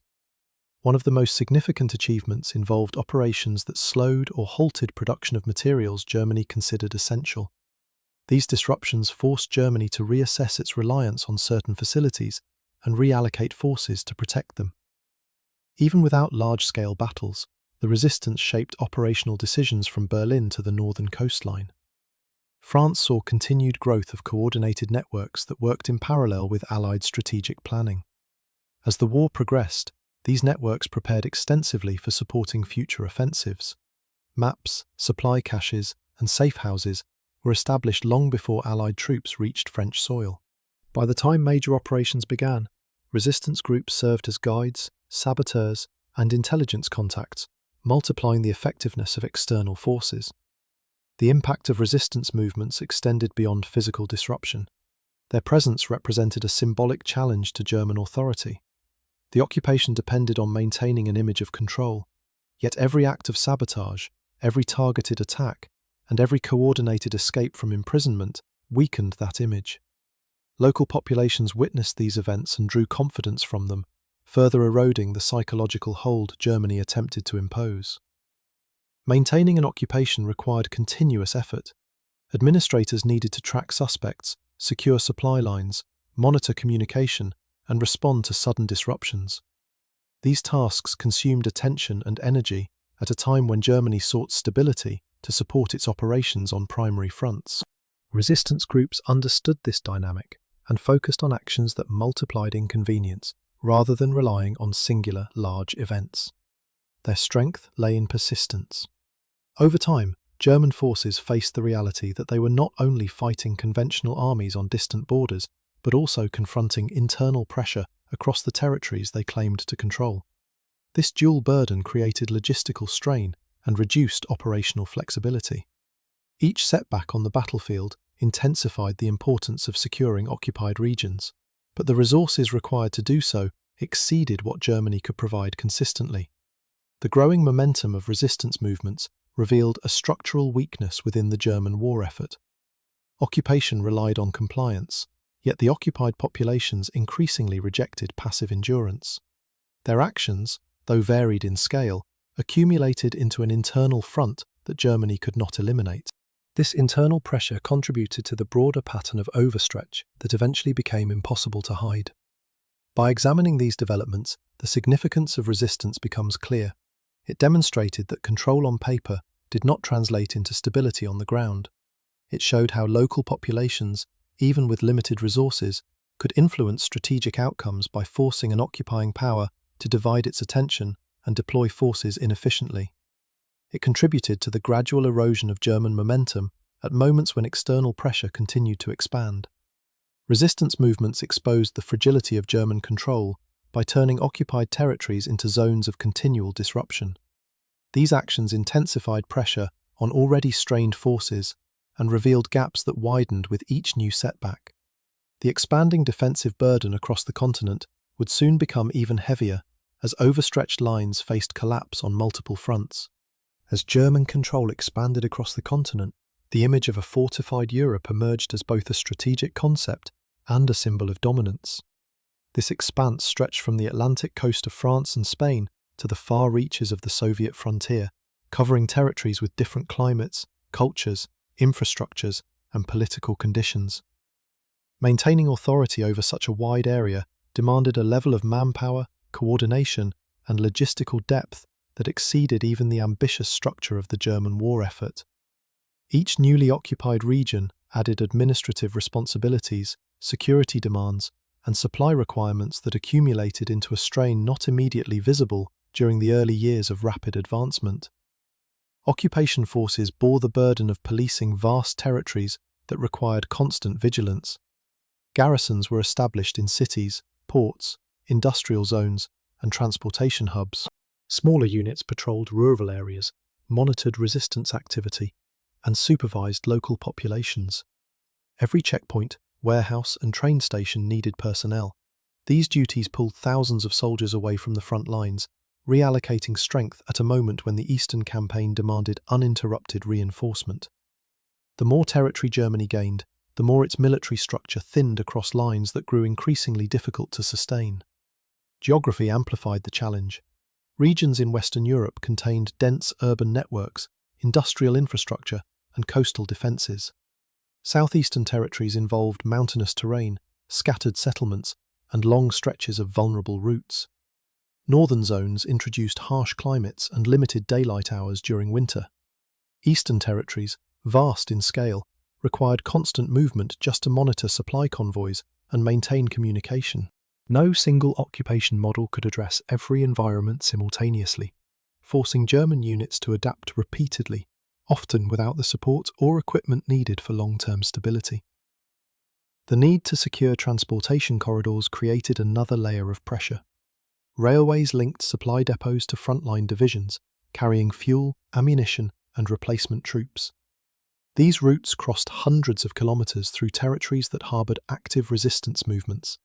Sabotage of tracks, bridges, and stations became a persistent issue, demanding repairs and additional guards. Truck convoys faced similar threats and required escort vehicles and fuel reserves that grew harder to replenish. The cumulative effect of small disruptions multiplied as the occupied territory expanded. Maintaining control required not only manpower, but also administrative resources. Civilian authorities were installed to oversee daily governance, enforce regulations, and coordinate labour or production. These officials relied heavily on military presence to ensure compliance. As discontent grew among occupied populations, German administrators encountered increasing resistance, refusal to cooperate, or deliberate slowdowns in productivity. Each incident required intervention, tying additional troops into roles that diverged from direct military action. The administrative load, though less visible than battle losses, drained energy and attention from strategic priorities. The strain on resources became unmistakable as casualties mounted on the Eastern Front. Replacement units reached the front at slower rates because personnel were required to maintain order across territories that Germany could not afford to abandon. Training programs could not replenish losses quickly enough, and the quality of recruits declined. Soldiers recovering from injuries were sometimes redirected into occupation roles instead of returning to combat units. The overall effect reduced the number of experienced troops available at moments when Soviet forces began launching sustained offensives. Supply shortages added further complexity. Fuel allocation favoured mechanized divisions fighting deep in Soviet territory, leaving occupation units with minimal reserves for patrols or emergency responses. Ammunition stocks, once abundant, were redirected toward fronts where heavy artillery and armoured operations consumed vast quantities. Uniforms, winter gear, and repair materials thinned out. Occupation forces increasingly improvised to maintain routine functions. These shortages weakened morale and exposed vulnerabilities that resistance groups exploited. Across Europe, signs of overstretch appeared in the form of delayed responses to crises, inconsistent enforcement of regulations, and growing dependence on local collaborators. Germany attempted to stabilize control by recruiting auxiliary police units or forming administrative partnerships with sympathetic political factions. These measures offered temporary relief, but introduced new complications. Loyalty varied, effectiveness fluctuated, and local tensions sometimes undermined the intended stability. Every attempt to reinforce control revealed another gap that required attention. As the war progressed, Germany confronted the reality that its military reach exceeded its capacity to manage internal and external pressures simultaneously. Frontline operations demanded full concentration, yet occupation duties could not be ignored without risking the collapse of supply networks or territory vital for strategic positioning. This balancing act diverted focus from decisive operations and slowed the pace of reinforcements needed to withstand Soviet offensives or Allied bombing campaigns. The idea of a secure continental fortress became increasingly fragile. The overstretch also shaped the psychological environment among German soldiers. Many stationed in occupied territories viewed their roles as monotonous, dangerous, or disconnected from the core purpose of the war. Constant exposure to small-scale ambushes, sabotage attempts, and civilian discontent eroded confidence. Uncertainty became routine. Soldiers who once expected rapid victory found themselves scattered across distant regions, performing tasks that offered little sense of progress. This dynamic proved especially destructive once Germany began facing coordinated Allied advances. Multiple fronts demanded simultaneous attention, yet the forces available to respond had been thinned by years of occupation duty. Strategic withdrawal became difficult because retreating from any territory risked losing transportation hubs, industrial resources, or defensive positions essential for sustaining the war. What had once been considered a strategic advantage, the possession of vast continental territory, transformed into a logistical liability. Observing this development in hindsight reveals how overstretch contributed to the gradual erosion of German capability. It weakened the ability to concentrate strength, complicated strategic planning, and reduced flexibility at moments when adaptability determined survival.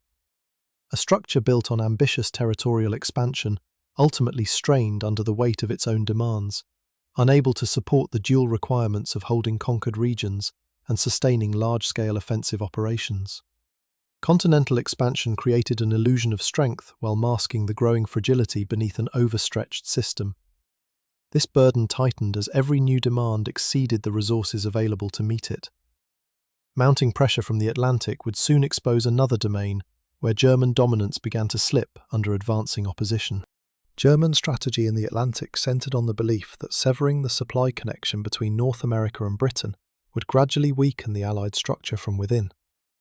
Britain depended on steady shipments of food, fuel, machinery, and military equipment to sustain daily life and support ongoing operations. German submarines, positioned across wide stretches of ocean, sought to exploit this dependence by targeting merchant convoys and the vessels assigned to protect them. The ocean became a contested space, where survival depended on constant vigilance, technological adaptation, and endurance under harsh conditions. The U-boat fleet operated across thousands of kilometers, using the depth and vastness of the Atlantic as a form of concealment. Submarine crews navigated predictable shipping routes, studying patterns of movement and waiting for moments when convoys drifted into vulnerable positions. When conditions aligned, attacks unfolded quickly. Torpedoes struck from below the surface, shattering hulls and sending ships downward in minutes. Cargo intended to support Allied operations vanished into the ocean, accompanied by the loss of experienced sailors who could not be easily replaced. Early stages of the Atlantic campaign favoured Germany. The number of submarines increased steadily, while the Allies initially lacked the escort vessels needed to protect every convoy. Gaps in coverage became opportunities for U-boat commanders. Weather patterns, especially prolonged fog or rough seas, further reduced visibility for escort ships. Communication between vessels remained limited, allowing U-boats to slip into convoy formations before being detected. Each sinking strained British supply reserves and raised concerns about the sustainability of the war effort. Convoy organisation improved over time, yet the challenge remained daunting. Escort operated under heavy pressure, frequently responding to sonar readings that could indicate either a submarine or natural interference. Depth charges offered a method of attack, but their effectiveness depended on accurate positioning. Submarines could descend quickly, adjust course silently, or use thermal layers to mask their movements. The ocean's complexity became an ally for U-boat crews, who relied on experience and environmental awareness to evade countermeasures. As losses mounted, Allied leaders recognized that protecting the Atlantic supply line required more than incremental improvements. It demanded a transformation in coordination, technology, and strategic planning. This began with reinforcement of escort groups and expansion of shipbuilding programs that produced new destroyers, corvettes, and specialized anti-submarine vessels. Air patrols extended across wider areas, although early aircraft lacked the range to cover the mid-Atlantic gap where U-boats operated most freely. Even with these challenges, the framework for a more resilient defense system slowly took shape. Germany adapted to Allied adjustments by shifting tactics. Wolf-pack formations became common, with multiple submarines converging on a single convoy to overwhelm defences. Radio communication between U-boats improved coordination, though it also created vulnerabilities that Allied codebreakers later exploited. Submarines continued to inflict heavy losses during this phase, testing the limits of Allied manpower and industrial capacity. Shipyards worked continuously to replace merchant vessels, yet the demand nearly exceeded production capabilities. A turning point emerged once technological advances reached maturity. Radar became more reliable in detecting submarines on the surface, even during night operations. Sonar systems improved in accuracy, enabling escort vessels to track underwater movement with greater precision. High-frequency direction finding allowed Allied forces to intercept and analyze German radio traffic, identifying the locations of U-boat groups before attacks occurred. Each technological improvement narrowed the gap between detection and response. Aircraft equipped with extended-range fuel tanks eventually closed the mid-Atlantic gap. Patrols now reached areas once dominated by U-boats, forcing submarines to remain submerged for longer periods. This reduced their speed and limited their ability to position effectively for coordinated attacks. Escort carriers, small vessels carrying aircraft, further strengthened this coverage. Air power transformed the ocean from a sanctuary into a contested zone where submarines encountered increasing risk. Supply production in the United States added another layer of resilience. Merchant vessels were constructed at a pace that offset many of the losses inflicted earlier in the war. The ability to replace ships rapidly prevented disruption of supply lines, even during periods of heightened U-boat activity. Convoys continued to deliver fuel, food, armaments and vehicles essential for sustaining Allied operations on multiple fronts. As Allied capacity expanded, German submarines faced rising attrition. Crews endured longer patrols, harsher conditions, and increased danger at every stage of their missions. Submarines that once operated with confidence now struggled to secure safe opportunities for attack. Many never returned to port. The shift in momentum was gradual at first, then pronounced. Germany could not replace lost submarines or trained crews at a rate that matched the pressure being applied. Evaluating this period reveals how close Germany came to achieving a strategic breakthrough. For a time, the Atlantic seemed on the verge of collapse under the weight of merchant ship losses.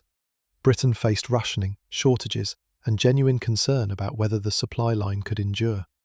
Yet the combination of industrial strength, technological advancement, and coordinated strategy reversed the trajectory. Once the balance shifted, Germany lost the initiative permanently. The struggle for the Atlantic demonstrated the importance of logistics in determining broader outcomes. Supplies transported across ocean routes influenced operations in North Africa, the Soviet Union, and Western Europe. Allied forces fought with the knowledge that convoys sustained them. Without those supplies, their capacity to resist or counterattack would have deteriorated. The resilience of the Atlantic route became one of the defining elements that shaped the war's direction. By the time Germany recognized the full scale of the shift, the opportunity for decisive disruption had passed. U-boat operations continued, but no longer presented an existential threat. The fortified supply network now supported preparations for large-scale offensives that would eventually push German forces back across Europe. Pressure created by U-boat attacks revealed how vulnerable the Atlantic corridor might have become without rapid adaptation. This struggle reshapes naval warfare as technology and coordination steadily reversed early German gains. A deeper weakness within the broader strategy would soon emerge as the conflict expanded into regions where Germany could no longer control the pace of events. German strategy during the early phase of the Eastern Campaign relied heavily on momentum gained from rapid advances across vast terrain. The initial months produced results that reinforced confidence within the high command, encouraging the belief that the Soviet Union could be forced into collapse before winter set in. Large formations pushed deep into enemy territory, encircling units, capturing cities, and disrupting communication networks. The sense of progress created an atmosphere in which decisive outcomes appeared attainable through continued pressure applied along multiple directions. Yet momentum carried risks of its own. As German forces approached the region surrounding Moscow, strategic debates intensified. One argument favoured concentrating troops and resources directly toward the capital, assuming that its fall would deliver a psychological and logistical blow capable of compelling Soviet leadership to negotiate. Another perspective prioritised securing Ukraine and the surrounding territories to capture agricultural resources and eliminate Soviet units still positioned there. Hitler chose the latter approach, dividing the advancing armies and redirecting significant strength away from the thrust toward Moscow. This decision altered the structure of the campaign. Armoured divisions that had led earlier breakthroughs no longer operated as a unified force. Infantry units, already stretched thin, were tasked with holding extended lines. Supply routes required to sustain movement toward the capital grew vulnerable as distances increased. Weather conditions began to shift, signalling the approach of colder months. Each delay, however small, accumulated into a broader pause that granted the Soviet Union valuable time. During this interval, Soviet leadership stabilized command structures, reorganized units that had survived previous encirclements, and brought reinforcements from distant regions. Factories relocated beyond the Ural Mountains increased production of weapons, vehicles, and ammunition. New defensive lines took shape around Moscow, supported by reserves that continued to grow each week. What had once been a weakened and fragmented force began to transform into an organized defense, capable of absorbing, then countering German advances. If German forces had concentrated their strength toward Moscow earlier, the situation might have unfolded differently. The city served as a major hub, connecting northern, southern, and central sectors of the Soviet Union. Capturing it would have disrupted transportation, supply flow, and communication networks. It also carried symbolic significance, which could have affected morale across the entire Soviet population. Yet this hypothetical advantage weakened as German divisions shifted southward, consuming resources and energy during battles that did not directly advance the primary objective. The campaign in Ukraine produced tactical victories, including the capture of key cities and the destruction of Soviet formations. However, these achievements came at a cost. Time spent in these operations allowed Soviet forces near Moscow to fortify positions and prepare countermeasures. German troops returning to the Central Front faced harsher weather, deepening fatigue, and lengthened supply routes that strained logistical systems to their limits.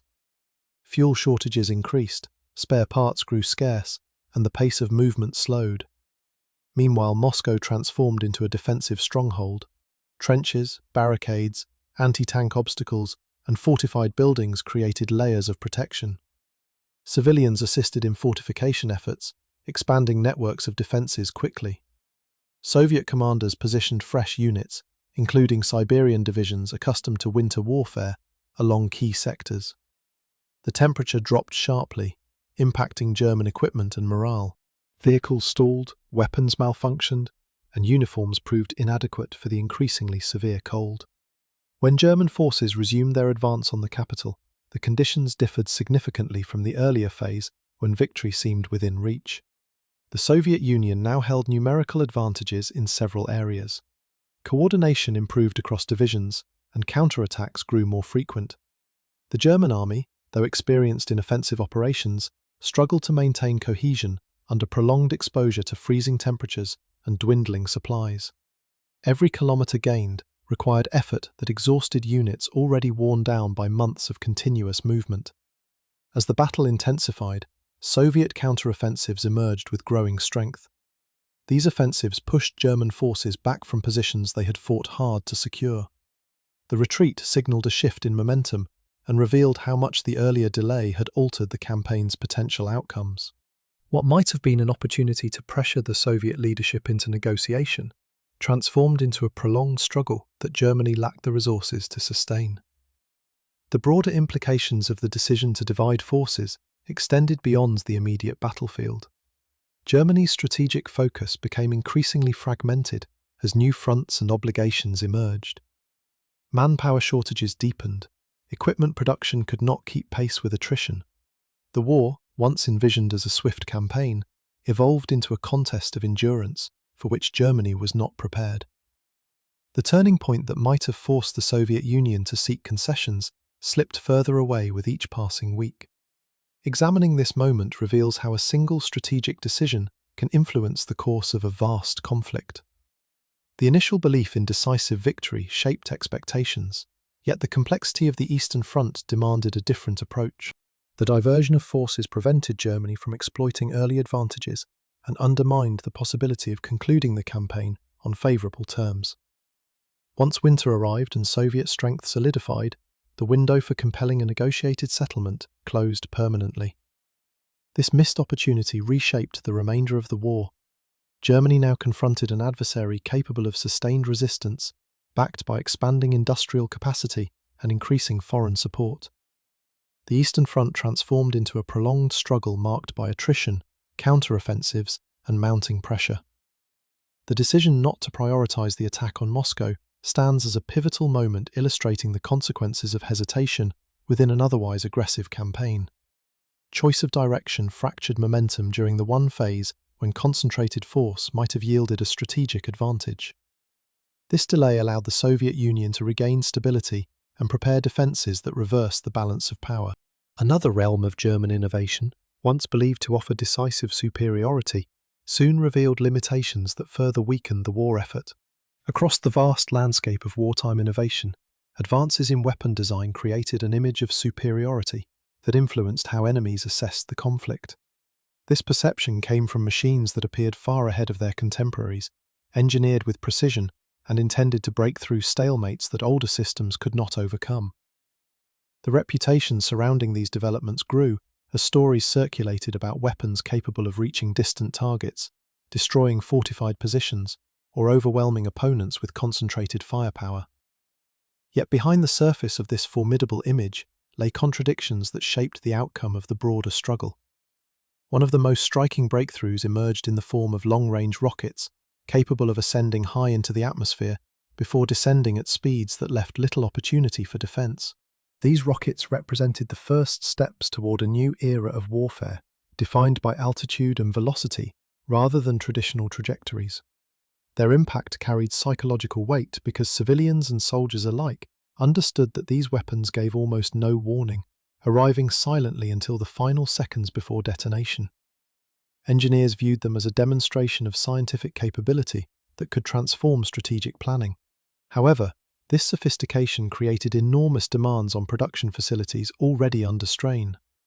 Each rocket required increasingly scarce metals, precision parts that consumed time to manufacture, and labor that became harder to replace as casualties rose. Large underground complexes were built to assemble these weapons, yet even those facilities struggled to meet expected quotas. As the war progressed, the effort devoted to these rockets consumed resources disproportionate to their strategic value, highlighting the imbalance between ambition and capacity.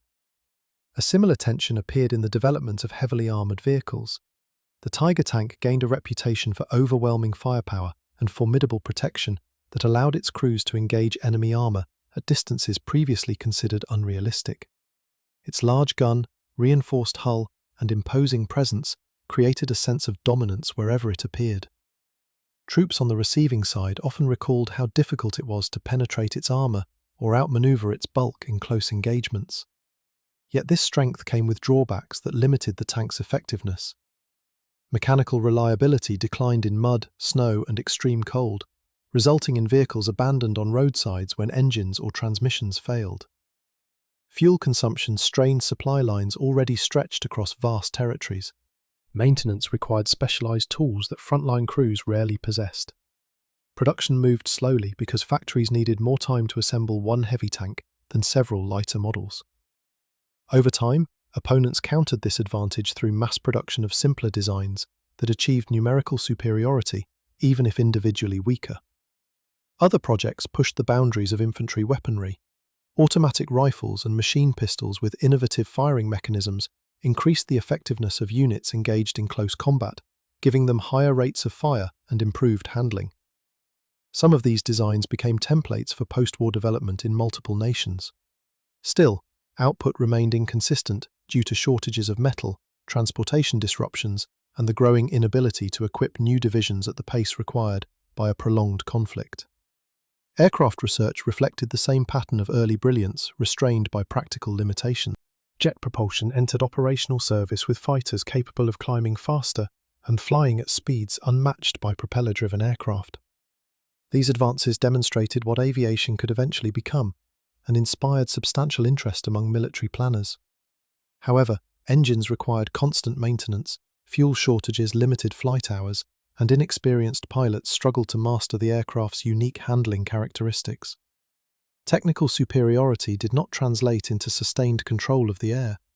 Beneath all these innovations was an industrial base unable to match the scale necessary for total war. Factories operated under the pressure of resource scarcity, bombing raids, and logistical disruption. Engineers designed complex systems that demanded precision at a time when simplicity and mass production would have served the overall strategy more effectively. While each breakthrough hinted at immense potential, the conditions required for their success gradually disappeared as the conflict intensified. This imbalance had direct consequences on the battlefield. Advanced weapons delivered impressive results when available, but their numbers were too limited to alter the direction of military campaigns. Forces equipped with these systems often faced overwhelming opposition because replacements arrived too slowly. As the war shifted toward attrition, quantity overshadowed quality, and opponents leveraged industrial capacity to outproduce and outlast their adversary. Even the most formidable innovations could not compensate for the growing gap between production demands and national output. Evaluating these developments reveals a pattern shaped by ambition, ingenuity, and misaligned priorities. Designers reached beyond the limits of their time, creating technologies that influenced decades of research. However, the strategy behind their deployment relied on expectations that could not withstand the realities of prolonged conflict. The inability to produce enough machines to match their potential ultimately diminished their impact, turning extraordinary innovations into isolated achievements rather than decisive instruments. Even so, the legacy of these weapons endured long after the war's conclusion. Rockets laid the foundations for space exploration, armoured vehicles shaped modern doctrines of mobility and firepower, early jets accelerated the evolution of air forces across the world. These outcomes demonstrated that the brilliance of wartime innovation extended far beyond immediate military utility, influencing scientific and technological progress in lasting ways. These advanced machines highlighted the ambition behind the arsenal, while revealing limits that grew more visible as production demands increased. Emerging shortages placed pressure on commanders who relied on weapons that could outperform enemies only when supplies remained stable. A deeper strain was beginning to form within the leadership, hinting at fractures that would soon reach far beyond the battlefield. Internal fractures within Germany emerged slowly, developing beneath the surface of a system that demanded total obedience, yet produced growing doubt among its own officers. As the war expanded beyond the limits of what could be sustained, many within the German high command began to recognize that the direction chosen by their leadership pointed toward collapse rather than triumph. These concerns did not rise openly at first, since the environment within the regime punished hesitation, but the atmosphere changed as military setbacks accumulated and promises of swift victory faded into distant memory. What had once been confidence became worry, and worry gradually turned into fear about the future of the nation. Individuals who once believed in the vision offered at the beginning of the conflict now faced the reality of a leader making decisions driven by ambition rather than strategic clarity. Some officers watched the unfolding situation with alarm as resources dwindled across every front. They understood that continued offensive operations would only deepen losses that Germany could not replace. Their observations were shaped by first-hand experience of battles where units were stretched to breaking points. Reports from the Eastern Front described entire divisions weakened by exhaustion, supply failures, and harsh winters that no preparation could overcome. These officers knew that without a dramatic change in leadership, the war could not be stabilized, let alone won. This recognition created a foundation for suspicion within the system, a quiet awareness that the choices coming from above were no longer aligned with the survival of the nation. In private, a number of senior figures began discussing the possibility of intervention. They believed that the only way to prevent destruction was to remove the head of the regime and replace it with leadership capable of negotiating a settlement. Such ideas were dangerous to even consider, yet the war had entered a phase where desperation overshadowed fear. These individuals were not driven by ambition or desire for personal power, but by a sense of duty connected to the fate of millions. They saw themselves as guardians of the nation rather than servants of a collapsing ideology. Their plans evolved slowly, shaped by caution, since any misstep would lead to immediate execution. The tension between necessity and risk defined the atmosphere among those who contemplated decisive action. By mid-war, organized opposition began to take form. Networks developed inside the military, government ministries, and even within the civilian administration. Their cooperation reflected a shared belief that only intervention from within could halt the downward spiral. The effort required secrecy at every level, since the security apparatus monitored both speech and behavior with increasing intensity. Despite these risks, meetings continued, messages were exchanged, and participants prepared for a moment when decisive action might alter the course of the conflict. The complexity of their undertaking demonstrated how deeply the doubts had permeated the system. They were not fringe figures, but individuals at the center of the state, positioned close to the mechanisms of power. The climax of their efforts emerged in 1944, when a coordinated attempt sought to remove the leadership with a single strike. The plan relied on precise timing, preparation, and a level of access available only to a small group. When the device was placed and concealed, Those involved believed that the future of the nation balanced on what would happen in a matter of seconds. The explosion did occur, tearing through the room with violent force, but the outcome did not align with their hopes. The leader survived, shielded by a combination of circumstance and environment, leaving the conspirators exposed in the aftermath. Their failure resulted in widespread arrests, trials, and executions intended to eliminate every trace of dissent. The regime responded with an intensity that revealed how threatened it felt by voices within its own ranks. Although the plot did not succeed, the event had effects that reached beyond the immediate aftermath. The revelation that significant portions of the officer corps no longer had confidence in the leadership weakened the internal cohesion of the military. Loyalty became suspect, suspicion grew, and trust between commanders and subordinates deteriorated. Even those uninvolved felt the impact, since the atmosphere of fear that followed made every decision more difficult. Communication suffered, morale declined, and the armed forces struggled to maintain unity at a stage when unity was essential for survival. The regime attempted to portray the conspirators as traitors, disconnected from the needs of the nation, but a considerable portion of the population recognized that the motivations behind the plot were grounded in genuine concern rather than betrayal. This internal conflict weakened Germany at a critical moment in the war. External pressure was already immense due to the simultaneous struggles on multiple fronts. The addition of suspicion and fear inside the leadership ranks strained the ability to respond effectively to Allied advances. Strategic decisions grew inconsistent as leaders focused more on internal security than battlefield realities. The war effort could not recover from these fractures, which amplified every external challenge. The regime maintained its grip on authority, yet its grasp on stability had diminished, undermined by the growing awareness among officers that the future held little promise of victory. Internal doubt intensified the fracture within leadership circles, leaving the war effort exposed as pressure mounted from every direction. This instability shifted the trajectory of events as trust dissolved across ranks. Forces gathering beyond Germany's borders moved toward territories once believed unreachable, hinting at consequences that would reshape the conflict's fate.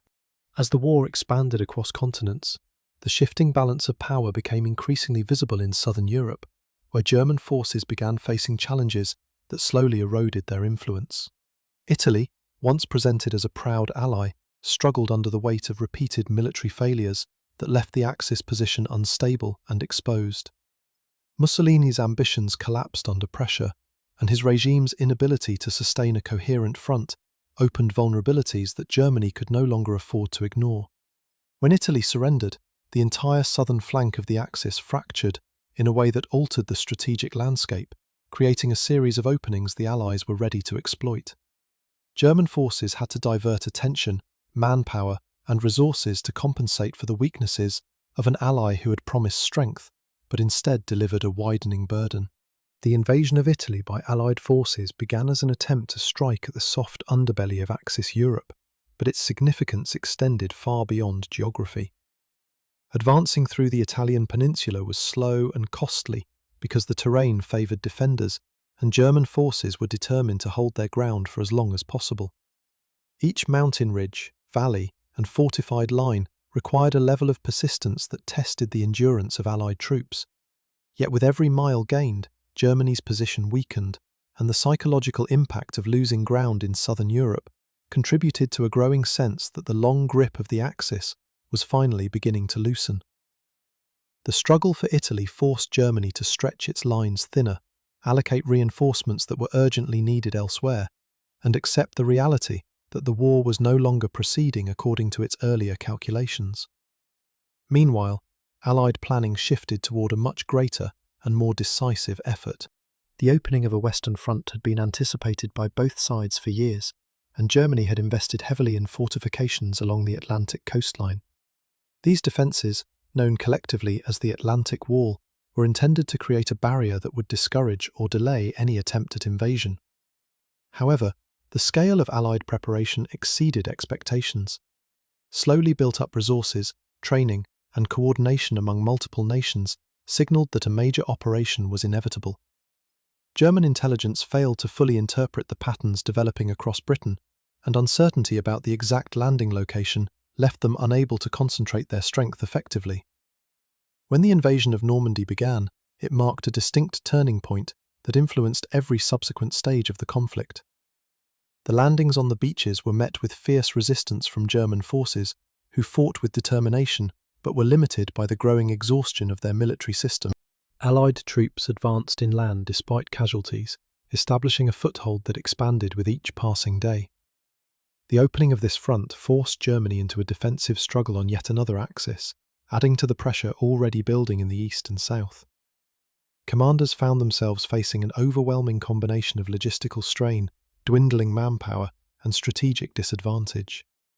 The liberation of towns and villages across France followed in a pattern that reflected both military strength and the gradual collapse of German control. The speed of Allied advances varied depending on terrain and resistance, but the broader momentum was unmistakable. German forces attempted counterattacks, yet their capacity to regain lost ground had been severely diminished by the cumulative weight of earlier campaigns.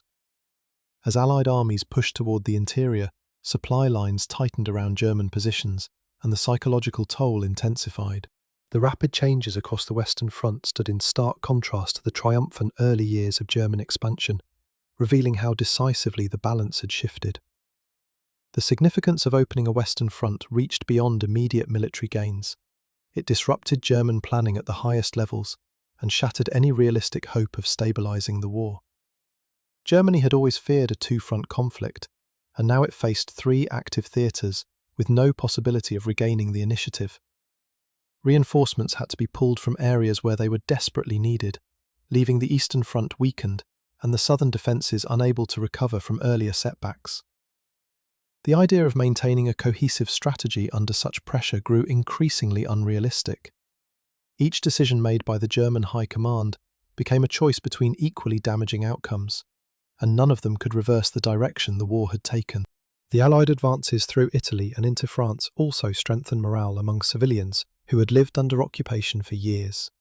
For many, the sight of liberation forces symbolised the end of a long period marked by restrictions, fear, and uncertainty. While the rebuilding of these regions would require time and immense effort, the return of control to local populations carried a sense of renewal. German forces, on the other hand, faced the growing realisation that territories once seen as secure were slipping away one after another. Every withdrawal was both a military and symbolic defeat, erasing the foundations of the broader vision that had once driven the Axis forward. The combined effect of Italy's collapse and the landings in Normandy revealed how external pressure, internal strain, and strategic miscalculations converged to weaken Germany's hold over Europe. The walls they had worked to build across the continent no longer held firm. Each breakthrough created deep fractures in a military structure that had already begun to falter under its own weight. The shift in southern and western Europe demonstrated how quickly fortunes changed when pressure intensified across multiple fronts. Momentum gathered through these operations altered the foundation of German strategy. New movements were already building elsewhere, carrying consequences that would press even harder on the shrinking borders of the Axis. North Africa became one of the most revealing stages of Germany's strategic overreach, a region where ambition collided with the limits of supply, geography, and coordination among Axis partners. While the early phases of the North African campaign carried moments of momentum for the German armoured divisions, these successes were always built upon fragile lines of communication that stretched across seas controlled by Allied fleets. The Afrika Korps, placed under Rommel's command, moved with determination across desert landscapes where distances were immense and the terrain punished every mechanical error. Victories in the open desert created an impression of unstoppable movement, yet each gain depended on fuel, ammunition, and spare parts that Germany struggled to deliver consistently. As Rommel advanced toward Egypt, Berlin viewed the possibility of seizing the Suez Canal as a potential turning point that could reshape the entire structure of the war. Control of the canal would have disrupted British access to the Middle East, India, and beyond, altering supply patterns in ways that could have provided Germany with more time and greater leverage. Such an achievement would also have opened the path toward oil fields in the Middle East, a resource Germany desperately needed as the war expanded and fuel demands increased. The idea of reaching into these regions carried both symbolic and practical weight, offering a vision of Axis influence stretching far beyond Europe. However, every mile of progress depended upon a logistical chain that grew thinner and more fragile with each step. The desert itself became a silent opponent that shaped the course of operations. Heat-damaged engines, sand-clogged filters, and long distances placed heavy strain on vehicles designed for European conditions. Water and fuel were constantly short, and every delay reduced the pace at which the Afrika Korps could move or defend its positions. British forces used these natural limitations to their advantage, adapting strategies that forced extended engagements, where German supply weaknesses became increasingly visible. While Rommel demonstrated skill and persistence, even the most effective tactics could not overcome the structural weaknesses that defined the Axis presence in North Africa. When the battles around El Alamein intensified, the situation reached a critical point. British forces, strengthened by fresh supplies and reorganised under capable leadership, established defensive lines that absorbed German attacks while preparing for their own counter-offensive. The vast minefields, artillery placements, and coordinated infantry movements across this area created an environment where armoured thrusts were no longer able to break through. Rommel's troops were pushed to their limits as shortages of fuel and replacements began to shape every decision. Each attempt to regain momentum revealed how dependent earlier successes had been on brief windows of logistical stability that no longer existed. The defeat at El Alamein marked the beginning of a retreat that continued across hundreds of miles. German forces withdrew step by step as Allied pressure increased, and the Afrika Korps found itself unable to recover the initiative. The arrival of American troops in North Africa further complicated the situation, adding new strength to the Allied presence and overextending German capacities even more. Germany could not reinforce these positions adequately because its naval routes were disrupted, and air superiority had shifted decisively toward the Allies. Every effort to stabilize the front met with growing obstacles, and the once promising vision of an Axis bridge to the Middle East faded into an increasingly distant possibility. As the retreat continued, the true cost of the North African campaign became clearer. Equipment lost in the desert could not be replaced quickly, and experienced personnel were captured or exhausted by the demands of continuous movement. The Axis forces became isolated in Tunisia, where they faced overwhelming Allied numbers and dwindling supplies. After months of strain, the final surrender removed an entire army group from Germany's order of battle, weakening the Axis position across all remaining theatres of war. This loss reproduced consequences that spread far beyond North Africa, shaping decisions in Europe and diminishing the overall capacity of Germany to maintain an extended conflict. The failure to secure North Africa also affected Germany's strategic posture across the Mediterranean. Without control of the region, Germany could not threaten British supply lines with the force needed to shift the course of the war. Instead, the Allied presence strengthened and expanded, allowing subsequent operations in Sicily and mainland Italy to unfold. This chain of events demonstrated how interconnected the war's theatres had become and how a setback in one region influenced outcomes across continents. The Mediterranean, once considered an area where the Axis could apply pressure, transformed into a corridor through which Allied forces advanced towards southern Europe. The German High Command evaluated these developments with increasing concern, aware that North Africa had consumed resources without providing the strategic benefits originally envisioned. The region became a symbol of miscalculation, where ambition had exceeded realistic capacity. While the Afrika Korps fought with determination, no level of individual skill could compensate for the structural disadvantages that shaped the campaign. The failure to secure a foothold in Africa removed any chance of accessing Middle Eastern oil, deepening the fuel shortages that plagued German operations in later years. As the war progressed, the North African campaign stood as a reminder of how decisions made under pressure carried far-reaching consequences. Germany's inability to adapt its logistics, reinforce its positions, or secure consistent support from its allies exposed weaknesses that grew more pronounced with each passing month. The losses across the desert reflected a wider pattern that would appear repeatedly in later stages of the conflict: overextension, insufficient planning, and the gradual erosion of resources. The events in North Africa revealed how deeply strategy depended on supply, stability, and realistic objectives. The collapse of this front reshaped the balance of the conflict as power shifted toward forces advancing across new directions. Movements forming beyond Europe strengthened the momentum that would press harder against the remaining strongholds of the Axis. Across occupied Europe, the presence of German forces brought strict controls, imposed regulations, and continuous pressure. Yet beneath the surface there remained a persistent refusal to surrender cultural identity or national pride. Every country under occupation carried memories of its own traditions, histories, and shared symbols, and these elements became sources of quiet strength that endured even when political structures collapsed. Citizens watched their streets change under foreign authority, but their sense of belonging to a nation that stretched back generations did not fade. This inner attachment created a form of resistance that was not always visible to soldiers patrolling the streets, but remained deeply influential in shaping attitudes and actions over the long years of the war. German administrators attempted to reorganize societies to suit the interests of the occupation, but their efforts collided with the realities of languages, customs, and social values that could not be replaced by directives or propaganda. Schools continued to teach lessons shaped by local traditions, even when required to include new material. Churches, community gatherings, and family practices kept cultural memory intact, allowing people to maintain a sense of continuity in a time defined by disruption. Even small decisions, such as refusing to use imposed terminology or preserving banned symbols in private, created subtle lines of defiance that contributed to a larger pattern of resistance. In many regions, resentment toward the occupation intensified as economic demands increased.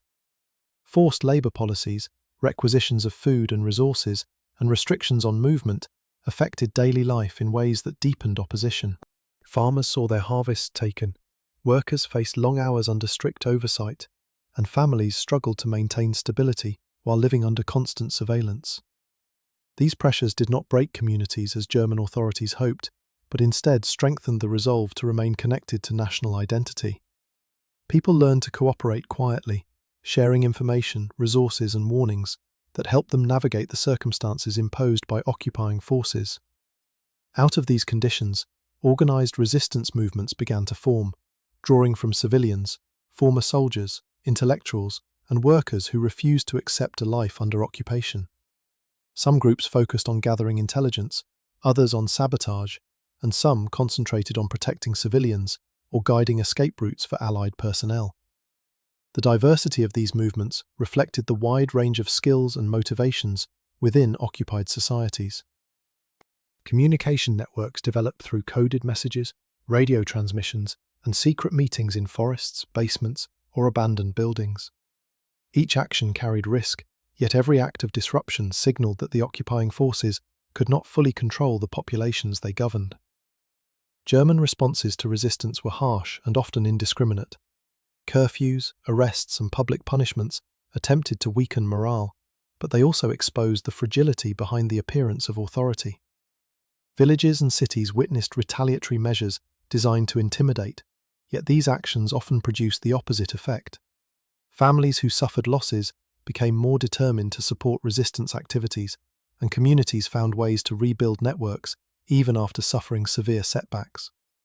The cycle of repression and renewal created a long struggle that required endurance from both sides, but the resilience of occupied populations proved stronger than anticipated.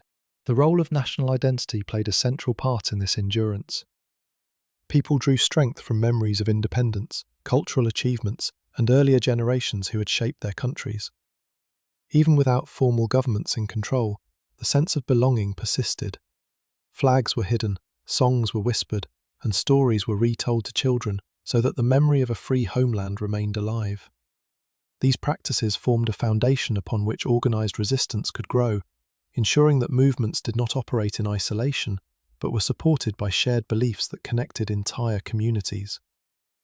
News of Allied advances reached occupied regions through radios, travelers, or underground newspapers, reinforcing hope that liberation would eventually come.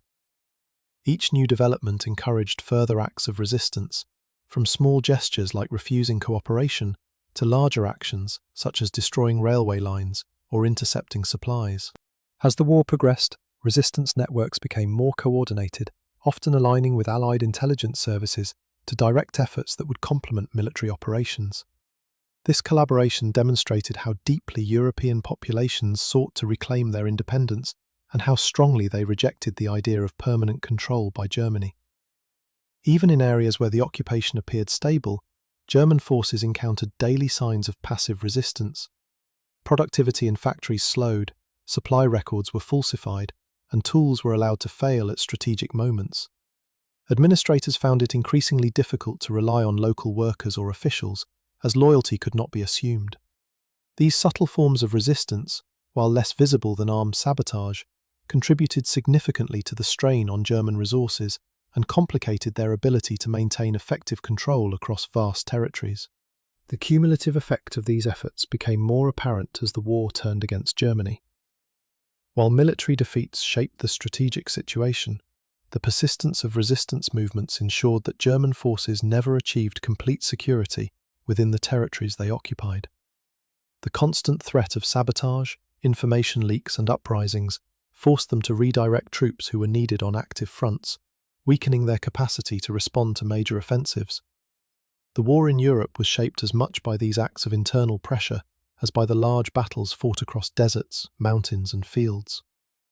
By the final years of the conflict, resistance groups played crucial roles in supporting advancing Allied forces, disrupting retreat routes, and helping reclaim control of liberated areas. Their endurance through years of danger and scarcity demonstrated how deeply rooted national identity remained under occupation. The belief in cultural continuity and the determination to restore independence did not disappear, even in the face of severe repression. Instead, it carried communities through the war and helped lay the foundation for post-war recovery. The persistence of resistance across Europe illustrated how occupation never erased the spirit that held nations together.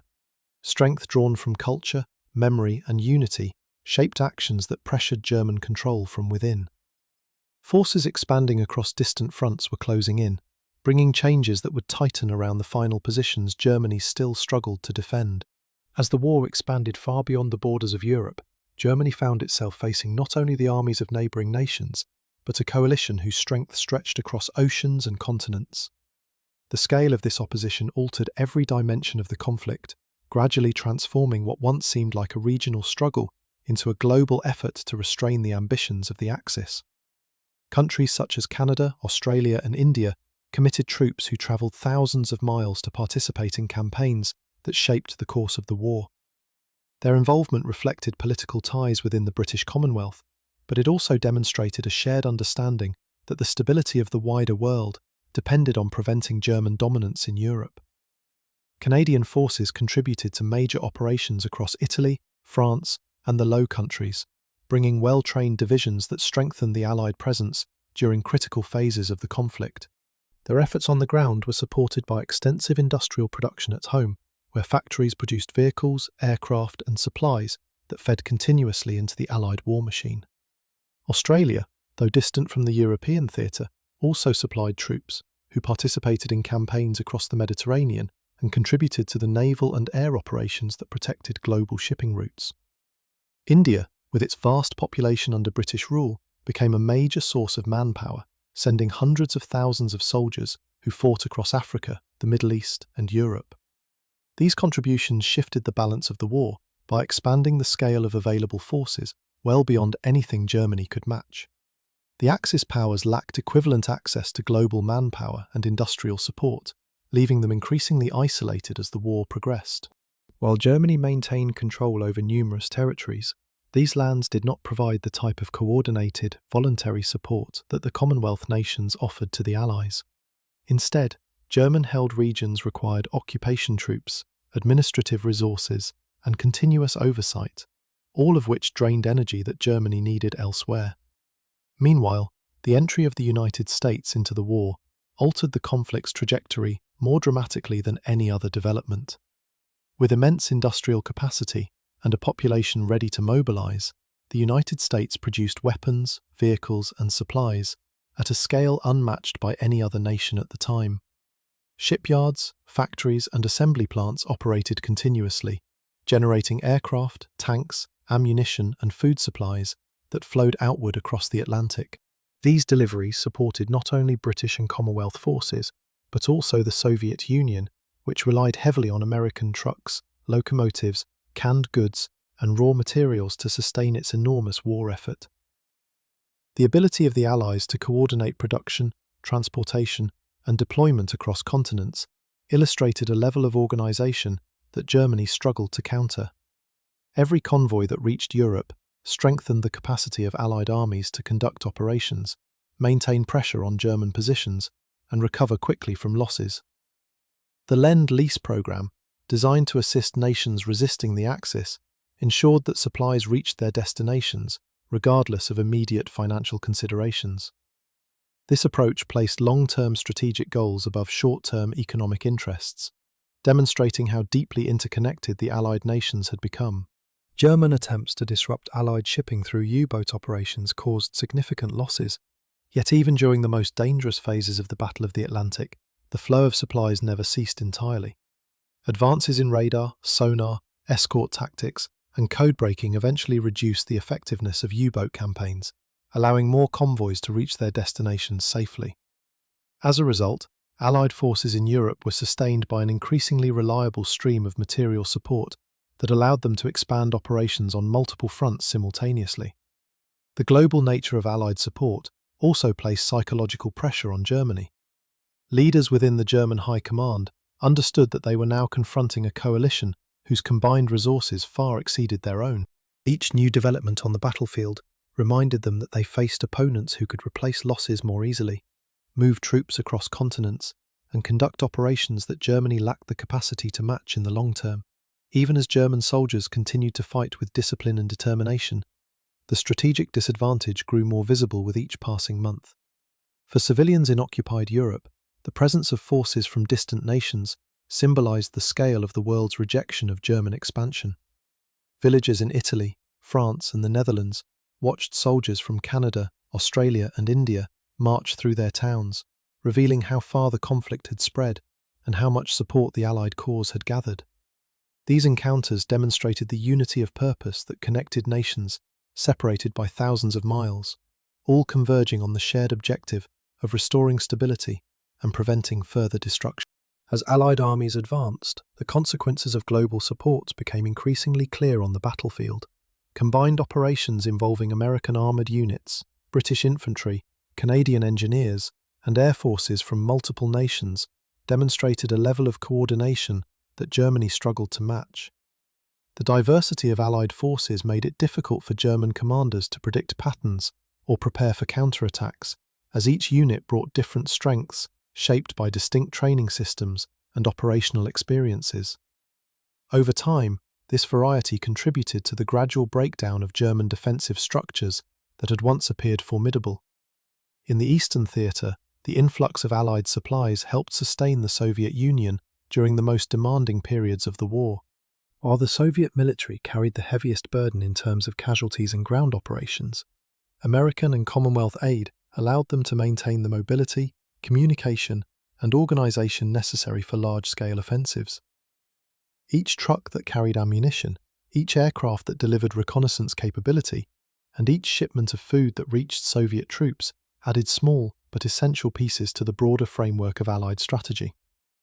By the later years of the conflict, Germany's inability to counter the global strength of the Allies became undeniable. The combined resources of North America, Europe, Asia, and Australia created a network of support that Germany could not break, regardless of tactical successes on individual fronts.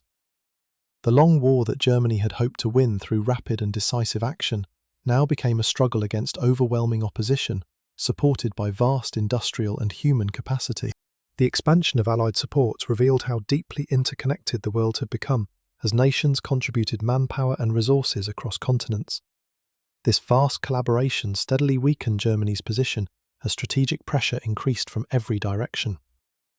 Elements gathering across multiple fronts were moving toward the final stages of a conflict that had reshaped the entire global order.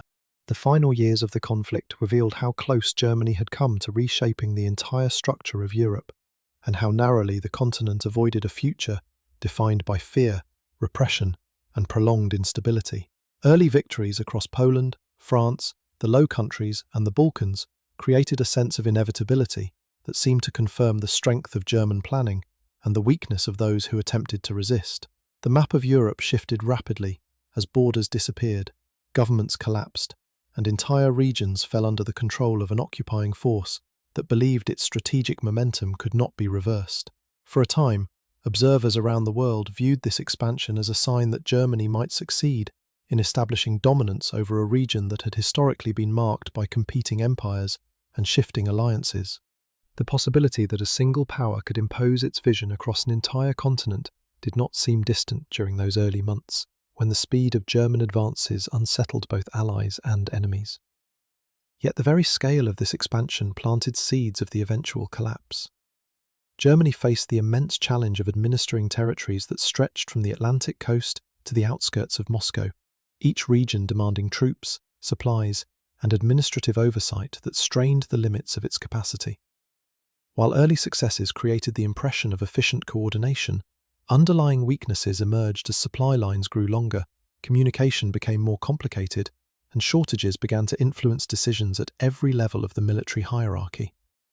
The strategic choice to wage simultaneous conflicts across multiple fronts exposed a vulnerability that could not be corrected once the momentum of the war began to shift. Each new advance required resources that Germany struggled to provide, and each setback deepened the imbalance that already existed between ambition and capability. Germany's failure to secure decisive victories against Britain and the Soviet Union proved central to its downfall. The Battle of Britain demonstrated that air superiority could not be claimed easily, and the resilience of the British people created a barrier to invasion that Germany was never able to overcome. The decision to turn eastward opened a front of staggering scale, where distance, climate, and logistics shaped outcomes as much as tactics and training. The Soviet Union absorbed early losses, but gradually rebuilt its strength through immense industrial effort and the arrival of critical supplies from abroad. Over time, the Red Army regained control of the initiative as Germany struggled with shortages of fuel, manpower, and equipment, at the very moment when intense pressure demanded a level of endurance the country could no longer sustain.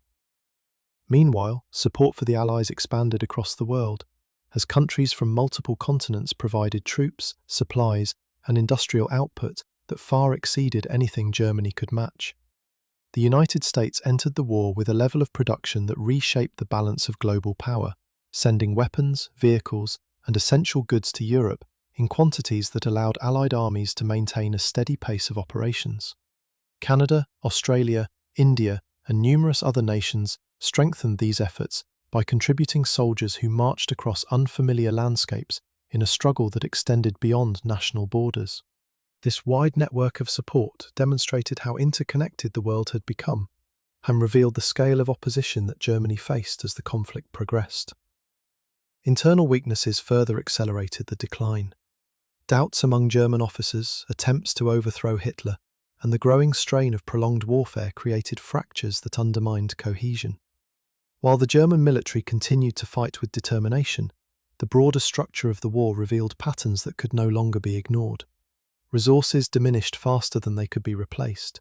Morale fluctuated as defeats accumulated, and the once firm sense of confidence faded under the pressure of constant retreat. By the time Germany attempted to stabilize its positions, the strategic situation had shifted too far to be reversed. As Allied armies advanced from the west, Soviet forces from the east pushed across territories that had once been under firm German control.